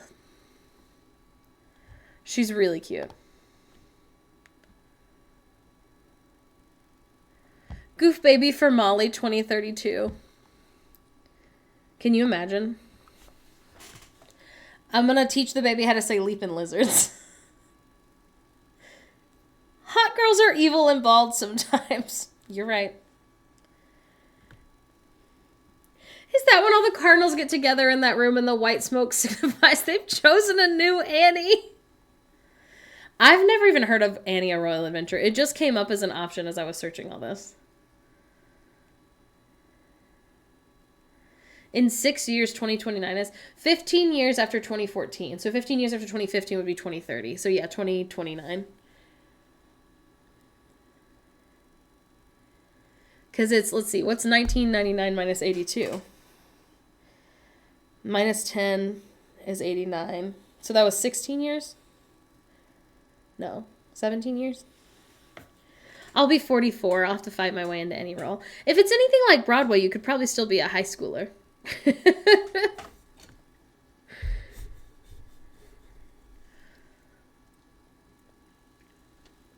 Orphan number 4. Listen, it's good. I remember not liking Daddy Warbucks the whole time. Who's Daddy Warbucks in the 1999 one? Daddy Warbucks. Oh my so god, if I could type. 1999 Annie. Oh, it's this famous man. I forgot his first name is Oliver. Victor Garber. Yeah, Victor Garber. George Santos. Yes, he looks like Dr. Evil. He is famous. He is famous, although I can't tell you what I know him from, so let's look him up. IMDb, Victor Garber.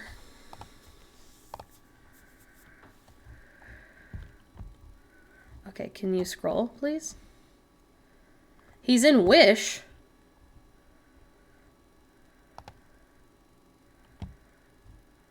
Okay, hold on. Does it not have the... Oh, he's in Titanic. Oh, I definitely know him from Legally Blonde. Yeah. Yeah, that's definitely what I know him from. He's apparently also an Alias.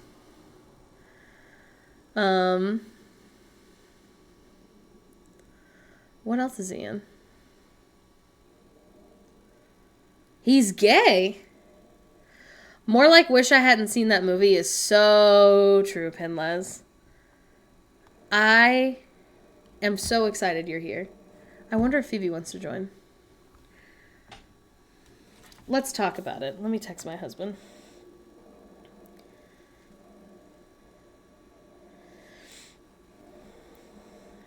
Oh my so god. Phoebe? I can't type.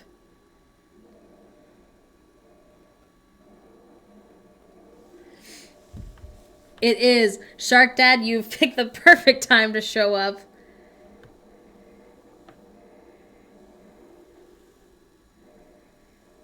I will simply take any and all opportunity to dunk on things. Frozen, yeah, Frozen's 10 years old the other day. Oh, I loved Brandy Cinderella.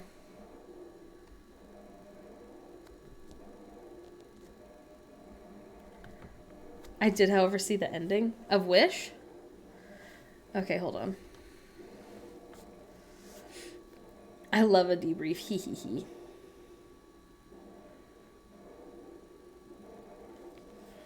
Oh my god. The only movie that can claim to really not see color. Literally? Okay, Phoebe didn't respond to me, so I'll start. So here's what happened. We weren't going to see it. I would like everyone to know that was not the plan for the day. We were supposed to see Fiddler on the Roof at not a community theater, like a real, it's not touring either. Phoebe would know the right word. It's like a theater where they're actually, it's like I feel like it starts with an S. But they pay the actors, but like everyone there is just in Eugene. Regional sounds right. Anyway, so it was going to be really good. We went to dinner first with Shark Dad. Our dinner took too long, so we missed Fiddler, which was no one's fault. Oh yeah, here, let me put a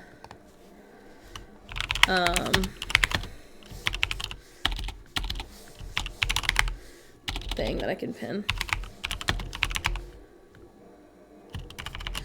Um,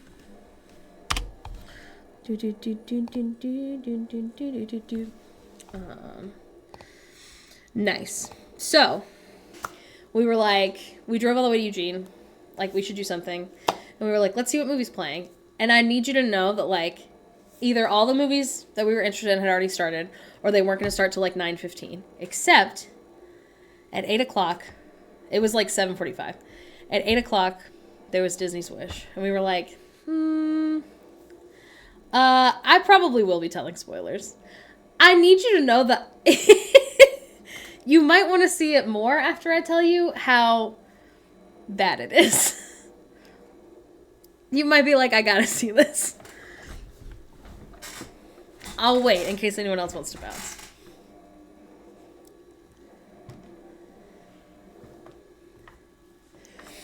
Okay, so we're like, well, like, let's go. Let's go. On the way there, Phoebe's like, oh, isn't this that movie that people think is AI generated? And I'm like, that's so mean. Like, surely people worked on it. So, that was a thought I had.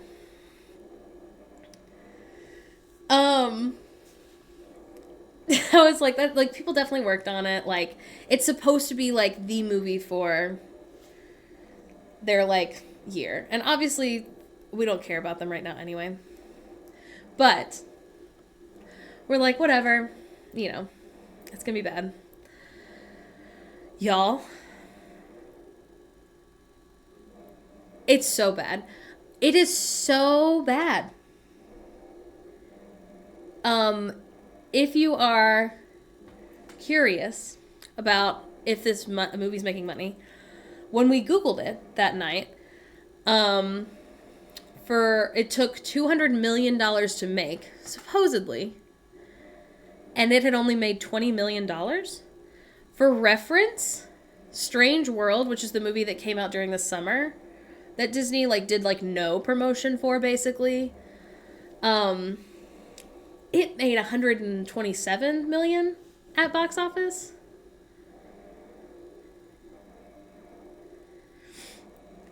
To make? Yeah, so we Googled FNAF. FNAF took $20 million to make, and it made almost $300 million at box office. Even with no strike promotion, that's bad back. And the strike has been over for, I mean, only a few weeks. But with it being an animated movie, they could have just made promotions.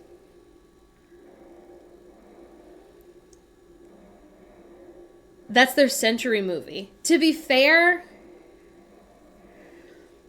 maybe part of it is the boycott, but, like, considering their audience is largely people with children, I don't know. I guess I can't speak to what other people are doing. And on this, the 10-year anniversary of Frozen. The hair, it's so much. Thank you, Squid. That's what I want to say is I don't think we can chalk it up to the boycott. I don't think we can either.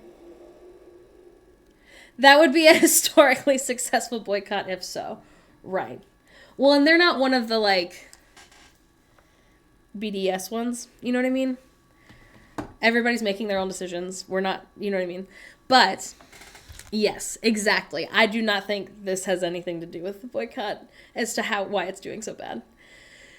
Now, Phoebe did Google it, like, yesterday, and I think that number is up to, like, 70 million that they've made. But there's no way it's getting much higher. It also... I would love for it to be related, but it's probably not. Yeah.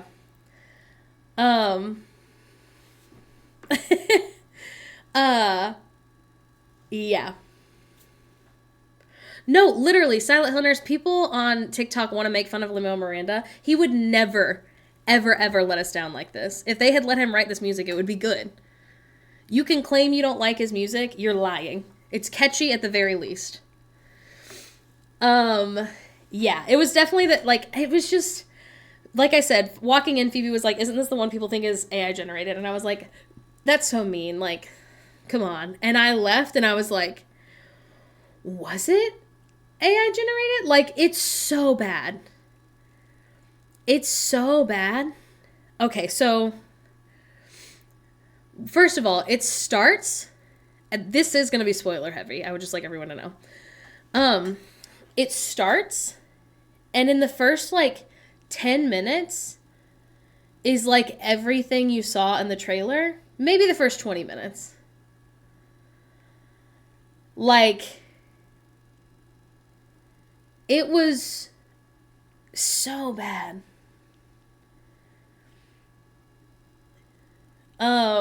It was... Okay, so it starts... Sorry, I'm just, like, gathering all my thoughts. Yes, I turned to Phoebe and I was like, is this a 20-minute movie? Because I feel like I saw everything in the trailer in the first 20 minutes. And sometimes they do that as, like, a bait and switch. They're like, you thought this movie was about this? It's actually about this. No, it wasn't that. So, like, the premise, essentially, if you haven't seen the trailer, is there's this king of this kingdom called Rosas. His name is Magnifico, which to me makes it seem like maybe he's not supposed to be white. He's played by Chris Pine. So there's that. That part, not my call. The other thing about Disney movies in general, as someone who is like a Disney adult, for lack of a better term, like, they put so much time into researching other films. So, like, when they made Frozen 2, they, like, spoke with and, like, interviewed people from this, like, Nordic tribe and, like, based so much of the, like, art, background characters, hairstyles, like, from these real people. And this had none of that. Phoebe described it really well by being like, it's like they were like, you know what people really loved about Encanto? Is that it was, like, actually about the people of Colombia.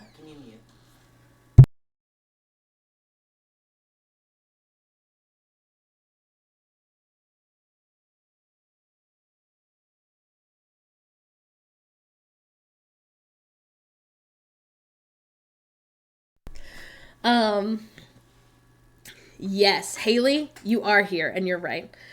Phoebe was like, it's like they were like, oh my god, you know what people loved about Encanto? How it was, like, truly about, like, the people of Colombia, and how, like, it was clearly really based on, like, real things. And maybe we don't do that this time. It was like the entire place had no culture of its own. And not in, like, a fun melting pot kind of way. At all. The biggest pro of this movie was definitely, like, that there were a lot of different, like, skin colors, a lot of different body sizes. That's it. And it is, like, so phoned in. I cannot even describe to you how bad it is. Like, a plug-and-play Christmas movie. So, something else is that, like, Asha, the main girl, played by Ariana DeBose, I really liked her design, like, from the promos. I love Lavender, first of all. I was like, oh my god, she has braids. That's so exciting. Like, so excited to see how they animate this. Like, oh, I absolutely think so, McKent. It was so unbelievably obvious that most of this movie is, like, reanimated things. And what I mean by that is, like, something really cool that Disney used to do back in the day, as a Disney nerd, is, like, you'll see, like, played side by side, like, scenes of, like, Cinderella spinning in her dress and then, like, another princess spinning in her dress. And they, like, are frame for frame almost the same because, like, they reuse bits of animation, because they used to hand draw everything. It was cool. I think that's what they thought they were doing with this, but instead it felt like I was watching huge chunks of Tangled, shot for shot, with like slightly different dress. And I mean slightly different dress. And hair that was different. And as Shark Dad just said, I was really excited to see her braids. It is quite literally like all in one piece. They did not design it well at all. It doesn't move. It doesn't, like, it's just, it doesn't make any, like, physics sense. I think that they gave her braids not actually to be inclusive, but to be like, we just will make it not move. Which is another way that they phoned it in. That's what it seems like, Amy. Wild after we know what they're capable of with Merida and with Rapunzel. I was like, are we gonna see her right ear ever? No. She never puts her hair up. She never, like, turns really fast and, like, her hair moves. It looks so bad. The other thing, as many people have said online, is that supposedly it was on purpose, and maybe it was. Maybe someone in chat is, like, an animation girly and can explain in better words what I'm about to say. But it's like the background is 2D and the characters are 3D. And not in, like, it doesn't seem like a fun design choice. It was like you're watching something that was animated in 1999.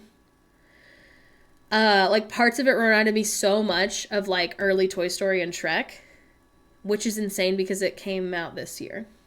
It looks unfinished. I was like, maybe it won't be that bad. Maybe you won't really notice. Because I did watch, like, The New Little Mermaid, and I thought I would really hate, like, the way that they designed Flounder and Sebastian. But when I was watching the movie, I really didn't notice. So I was like, maybe it'll be like that.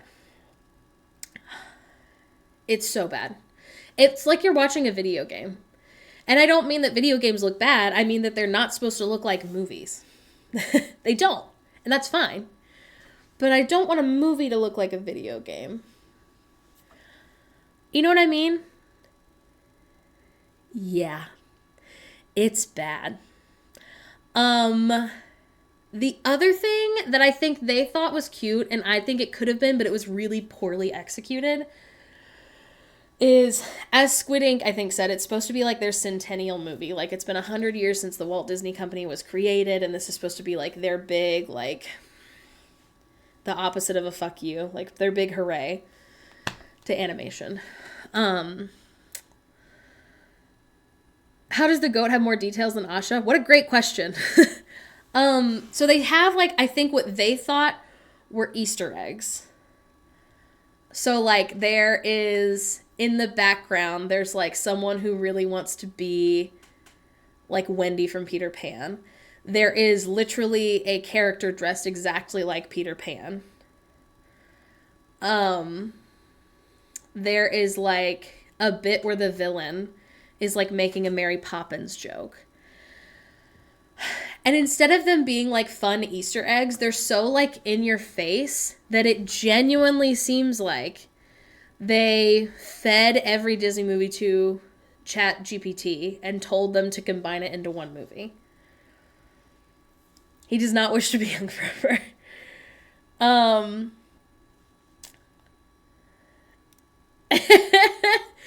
Amy, there were just so many things where I was like, this could have been a really cool movie. Like, there's so many things they could have done better.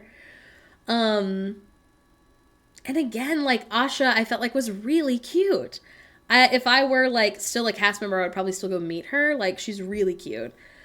The star character, excuse me, the star character, the star that she wishes on that comes down, is 1000% the best part.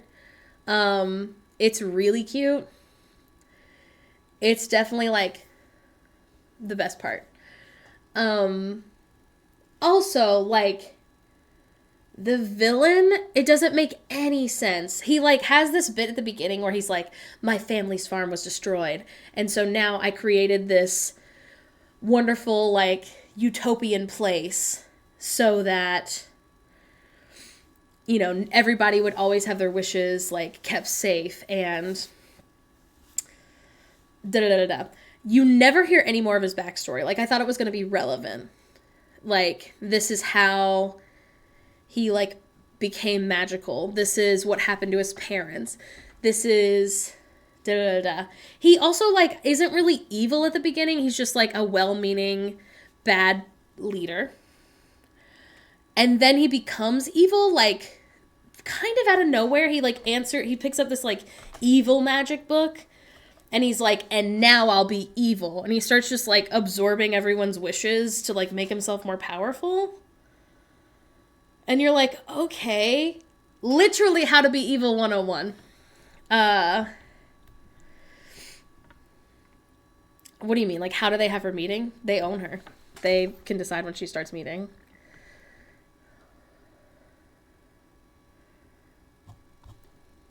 What do you mean? Like, how do they do that? Like, how do they explain it to kids?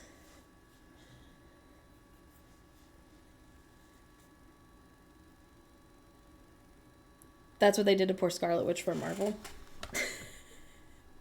I have heard that. I haven't watched any of the Marvel things, to be clear. Although I did hear that Marvel is on the official, like, BDS, oh my god, I can't say any letters, Palestine boycotting thing now, to be, if anyone didn't know that. I just mean, like, wouldn't it be hard to have a meet and greet with a character no one knows anything about? Oh, Arrow. I know you're not a Parks person. People love things like that. They had Maribel. They almost always have them out before the movie's out. Because everyone loves exclusive things, especially adults. Yeah, Marvel's on official boycott.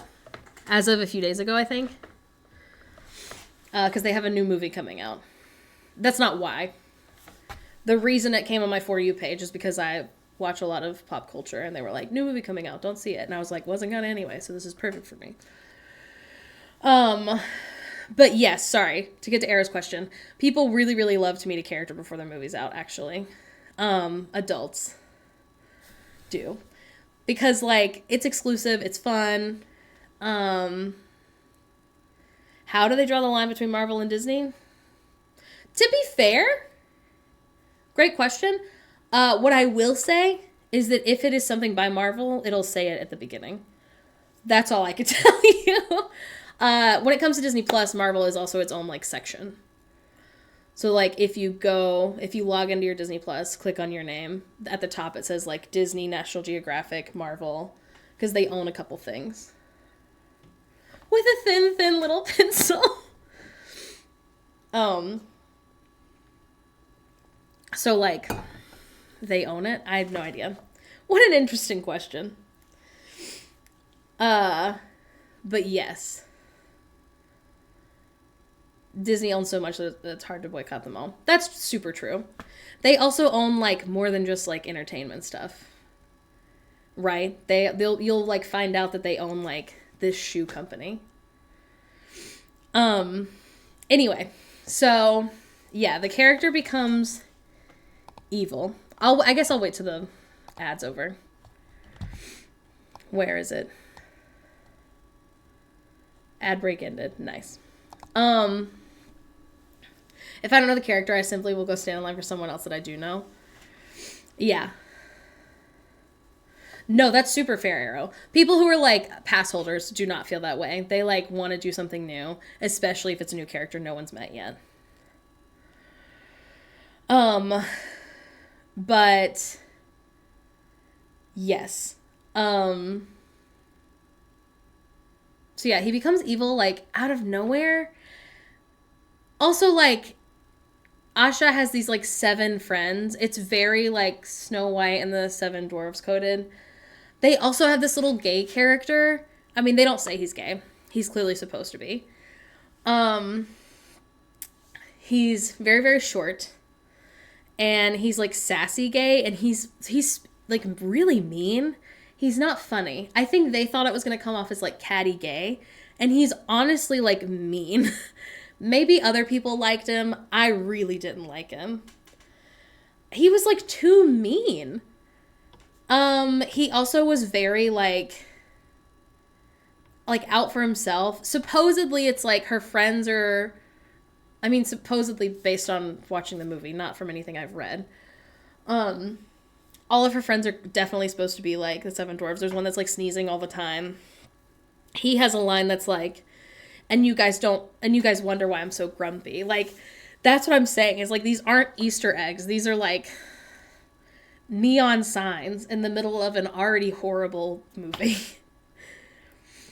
The whole time he was like, I was like, is he friend or bully? Yes. He's so mean. Also, like, she has this other friend that turns her in, and you're like, that fucking sucks. And you think at the end maybe you'll, like, learn something about him. You don't really. You also don't really learn. Like, Asha has this very, like, weirdish line at the beginning where she's like, because my dad died when I was 12. And it's like, oh, man, it's, like, really mysterious. Like, maybe you'll find out that, like, when her dad died, he, like, became the star, or, like, something magical like that. No, they just never bring it up again, even though, like, they said it as if it was a setup for something else to happen later in the movie. It wasn't. There's also, like, Phoebe also described this really well. There's, like, a bunch of lines in the movie that feel like they're referencing inside jokes that, like, we just missed. So, like, it's like we watched the movie and we somehow missed 20 minutes of it. I wish my dad died so I could become more interesting. It's just so bad. And then at the end of the movie, this is like the climax of the film. It seems like the evil king is going to like absorb everyone's wishes. And when that happens, people's like hearts, like they're like grieving is how they describe it.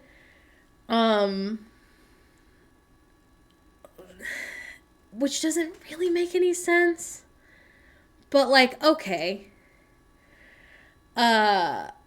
He's like about to absorb everyone's wishes. And the way that they like overcome this evil man is so absurd. And I, again, am the kind of person who, like, really any movie, as long as, like, you start it and I feel like I understand the rules of the world, I can go along with anything. I really can. I'll be like, okay, so in this world, like, in this world, when you turn 18, you find out who your true love is in a little note, and then you have to spend the rest of your life finding them. There's a lot of reasons that wouldn't work in real life, but this is a movie, so I won't question it. Like, you know what I mean? I can accept anything that, as long as, like, it's consistent in the world that you've created. You'll never guess. You'll never guess how they decide to, like, how they're able to, like, defeat the evil king.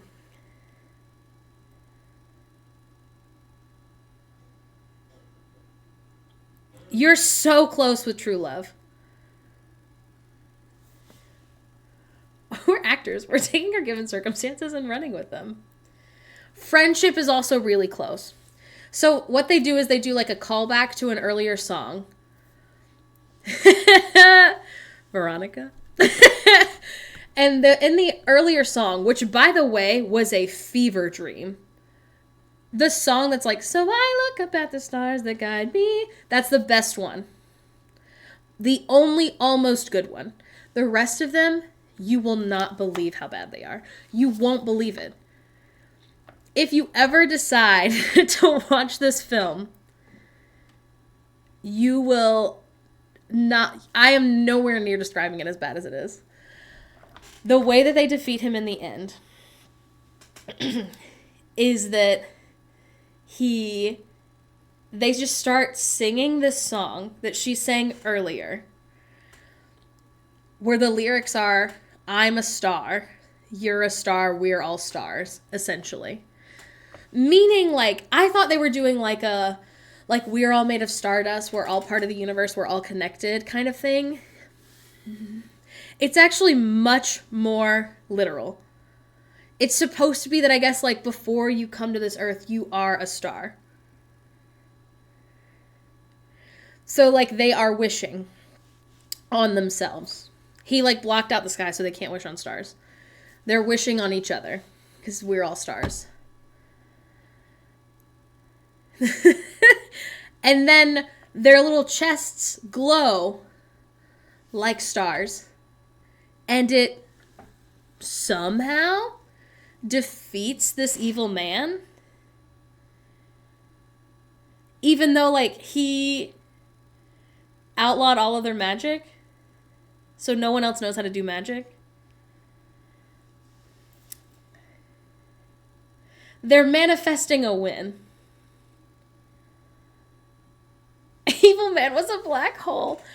It's just so bad. Someone's saying it's tied to Cinderella. How is that possible? I don't know. I don't think it is. Guess what? You didn't even need the stars in the first place. Literally. The other thing is at the end, once that evil man is defeated, like, the little star character is still around, like, granting wishes still, kind of. And it makes Asha the fairy godmother. Like, canonically, she is the fairy godmother of, like, the town. And they're like, no one else is allowed to do magic, but you can now. Even though you don't know how. Here's your little wand. Oh, sure, yeah, that makes sense. And again, like, I think they thought it was going to be, like, a cute movie filled with Easter eggs to, like, celebrate the 100 years. It is not that. John, that's exactly what it feels like. I can't believe it kept going. Like, and I want you to know, like, I wanted to like it. I really wanted to like it because I think the star is really cute. I really think Asha is cute. I like that Asha's best friend is plus size. Oh, something else that Phoebe pointed out. This is something that I feel like used to happen in old Disney, like, animated movies, like Cinderella. You could tell, like, different parts were animated by different people because, like, Cinderella's nose would be, like, ever so slightly smaller, ever so slightly bigger. They defeated the bad guy and they were like, now you have his job. Literally.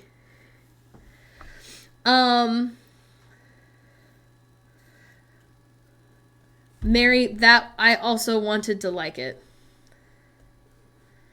That's what I've heard, Ash Bash. I haven't watched it yet. I haven't seen it.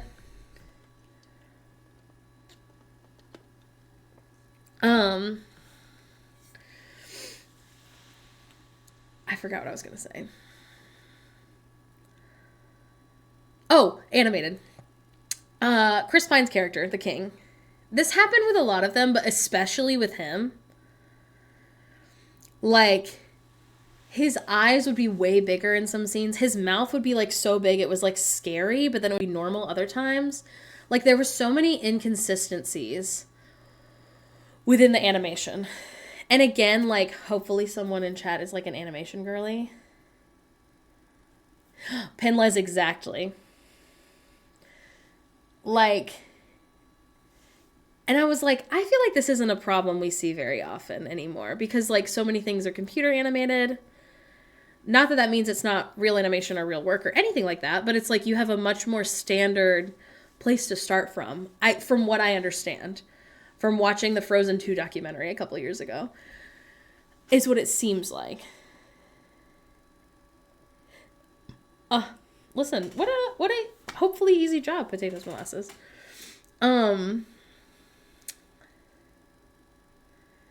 I let you live for free and I don't even charge you rent. Yeah. Yeah. It was just it's so bad. Don't watch it. If you were already gonna watch it, you know, go in with caution. It's so bad. They should have made Big Hero 6 too. They should have made one that was like, sorry for all the fucked up things we've done. now we're going to pay cast members more and spend our money better. Disney is in their flop era. That's so true. That's so true. Okay, I'm done with spoilers now.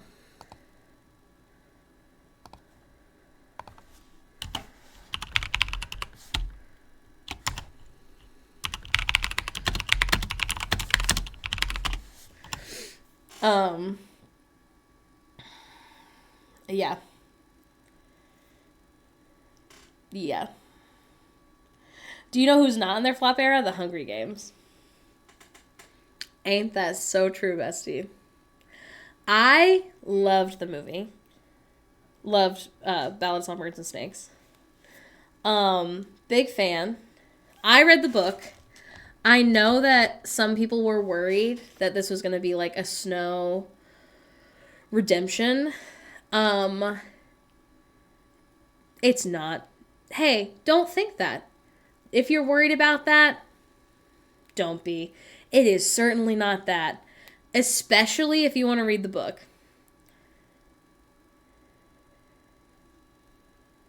Yeah. There's a couple of things that I feel like would have been really interesting from the book to see in the movie. I won't give spoilers for the movie. For things that happen. I won't give spoilers for things that happen. Since I know some people are still saying it. I really like the books a lot. I didn't read them. No. Squid Ink, I don't think so. I didn't read them when I was reading Twilight. I didn't read them as a young person. I've only read them as an adult. And I really like them. I think the other thing about the Hunger Games is they are clearly, like anti-war, anti-capitalism books. That is very obvious. Oh, so true, Arrow. I also love Rachel Zegler. People who don't like her, I think, are just misogynists. Sorry. I love her. I think she's cute. I'll end my TBR because I've been on an anti-colonialist literature kick. Yeah. I wasn't sure if I was going to like the books because I didn't read them when everyone else read them. And I still really like them. I think I gave the first one, I think, either 3.5 or 4 stars. And then Pinless, it's because there's this other boy, the boy who played Elvis in Priscilla. I think in Priscilla. There's a guy who is a similar age, not close, not like right on top. Maybe. That sounds right. Anyway, I saw someone do side by side, like interviews where he said things that are similar to things that Rachel Zegler said about like Snow White, and about like, they were like, what made you want to be a DC hero? And she was like, I needed a job. I'm being so serious. And people were mean to her about it. But he did the same thing, and people were like, he's so silly, like... And I was like, people weren't fucking mean to Robert Pattinson when he was like, oh, the Twilight movies are bad. Oh, yeah, I did know. They were dating in West Side Story. She's 21, I believe. She could be 22. I started following her on Twitter when she was still in high school, because she would, like, post singing videos, and she's so talented and so precious.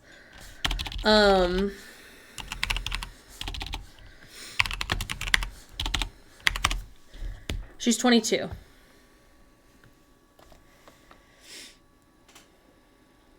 Basically, every other acting job has to be Marvel related. Yes, she's going to be Snow White. What I will say is I don't think I'll be watching Snow White for different reasons than her, because I love her. But what people didn't like, you can Google it, but in this interview, it's like her and I think the director. I could be wrong. It's another woman she's standing with. And they're like, what can you tell us about Snow White? Which isn't coming out till 2025. And she was like, what I can tell you is it's not going to be exactly the same as the 1935 one. Like, this girl isn't just waiting to be saved by some man. And is it a little, like, I don't know, honestly, like, kind of millennial of her to say it that way? Yes. But she's not saying... Yeah, she wasn't even saying it was bad. She was saying it's outdated because it's from 1935. And people were like, she's so ungrateful. Like, she's lucky to be Snow White. People also are racist. And so they don't want her to be Snow White because she's not white. 1930s suck and you suck if you like it. Yeah. It's a little not like other girls, sure. But she's not ungrateful, and she's not rude, and she's beautiful, and she can sing so well. Yes, I will be not watching it for other reasons, but it's not because of her. I really like her. Yeah. But she is precious, and she's cute, and people who don't like her, I think, are just misogynists. At least based on the things I've seen. Now, some people might have real reasons to not like her. I just haven't seen any. But yeah, she's dating the one who played Sejanus. He's 28. She's 22. You know? So, like, it's not creepy, but I am watching it closely to be like, that's a little... If I was 28, I'm 29, and I would not date a 23-year-old. You know? Yes, exactly, Sailor. She's not saying anything new. She grew up watching Jennifer Lawrence on the red carpet and stuff. That's literally how she acted, and everyone loved her. Yes. Thank you. No, I'm not a big Jennifer Lawrence fan. For separate reasons. But, yes.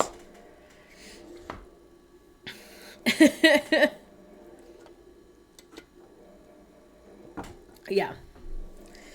Yeah, she's so cute. There was another one where Jennifer Lawrence also got a lot of hate because people would say she was fat. Which is so much. You know what I mean? These poor girls. These poor people in Hollywood. Like, I feel like we've come back around to the California problem. I'm going to start a camp. And the camp is going to be, you've lived in California too long. And you're going to come to my house and I'll be like, you are so beautiful. Move out of California. Where everybody's like, you should get lip filler. I know you're only a 6-month-old baby. And I'll be like, you need to go to Arkansas for a little bit. This is my plan to get hot women to my house. Fat camp, except the purpose is to get fat. Yes. Comfy camp. We're going to eat mac and cheese. We're going to look at ourselves in the mirror and be like, that is amazing. That's perfect. Yes. So true, Fun Bunny.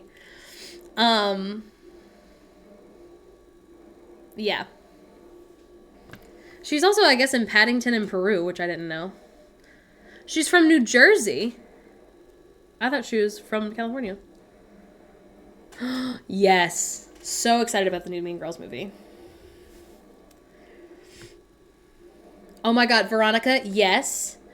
I was. There was like a butternut squash, like Brussels sprouts thing, which I can get behind. It was like cooked. It was good. I think there were 2 kinds of salad. But yeah, it was. Me and some of the cousins are slowly turning Thanksgiving into fat people food again. We're getting rid of salads. They've been done. No, literally, Arrow. That's a reasonable amount of salad.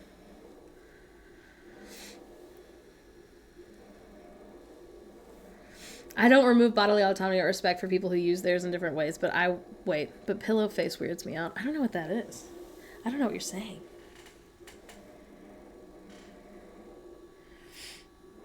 The downfall of fat girl holidays. Yes. Yeah. Listen. We're taking back holidays when it comes to the food. When I was a kid, Who's down for Fat Girl Christmas?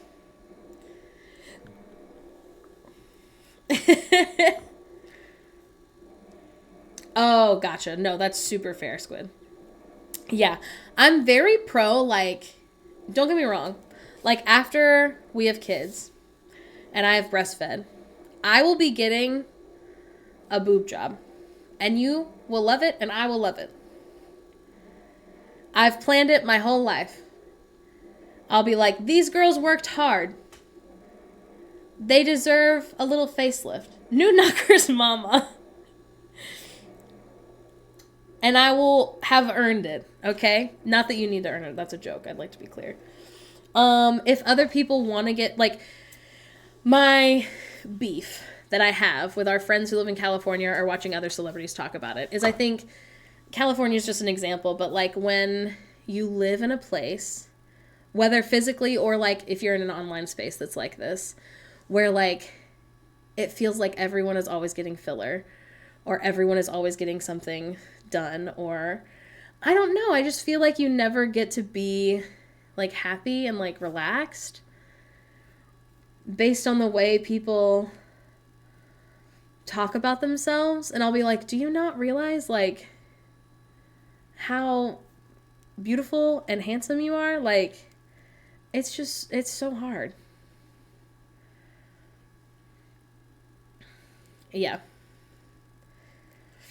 You know? And I just want to be like, hey, aging is beautiful. How many sub-points to get you a boob job? We have to wait until I have children. But then, at what point do you stop finding new flaws? Yeah. Oh my so god. I wish you could ban things in real life. There's like a Black Mirror episode like that where you can ban people from real life. Or block people in real life. But I wish it was like every time someone tried to talk about Ozempic, it said like clown farts instead. And I'd be like, now you'll stop talking about it.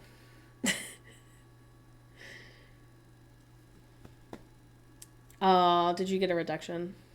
And then they came back? Redacted. I will run for president and ban buccal fat removal. Yeah.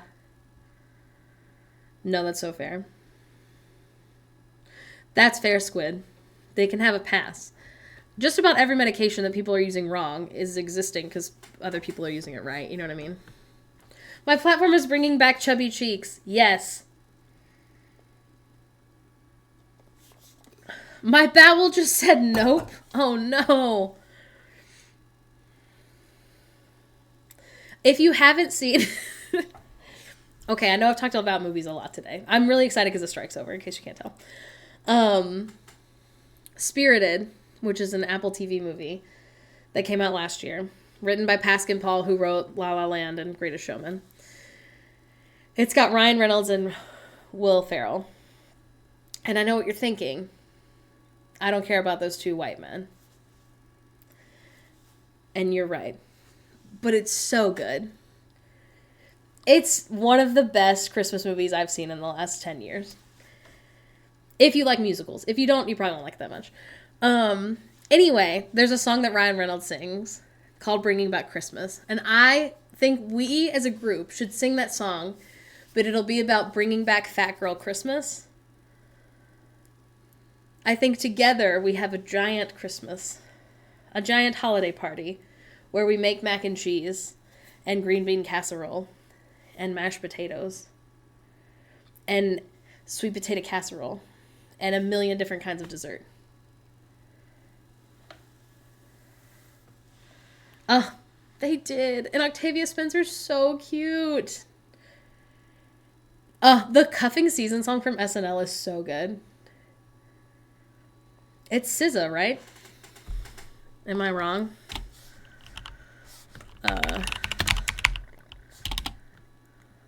No, I'm literally so wrong. Oh, I just think that because it's CSN. CZN.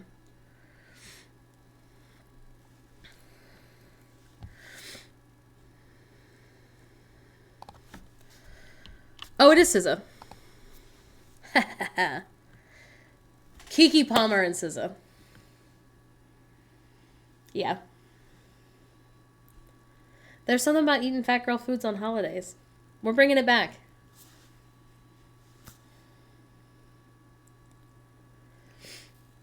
Kiki Palmer, my beloved. I also love corn casserole. Listen, we're bringing it all back. We are changing the game.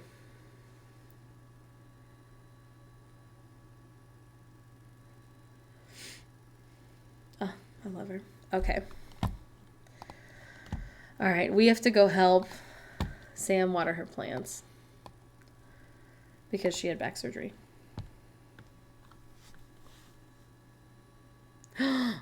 Have fun moving. I love that for you. My little win is that we might get pizza more tonight because we'll be in Albany. Everyone do little wins on the way out. Surviving the family holiday without crying. Love that for you. Sleeping in. Were you off today?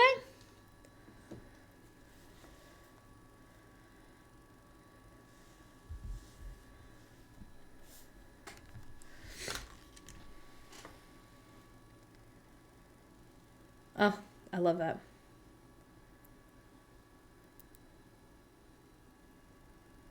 Love it. Everyone is doing so good. Skipping school that's a good reason. Oh, hell yeah. I love that for you. Fuck that mouse. No, that's so fair. For climate reasons, not weird food reasons. That's so fair. Okay, I love you. Keep sharing your little wins. Goodbye.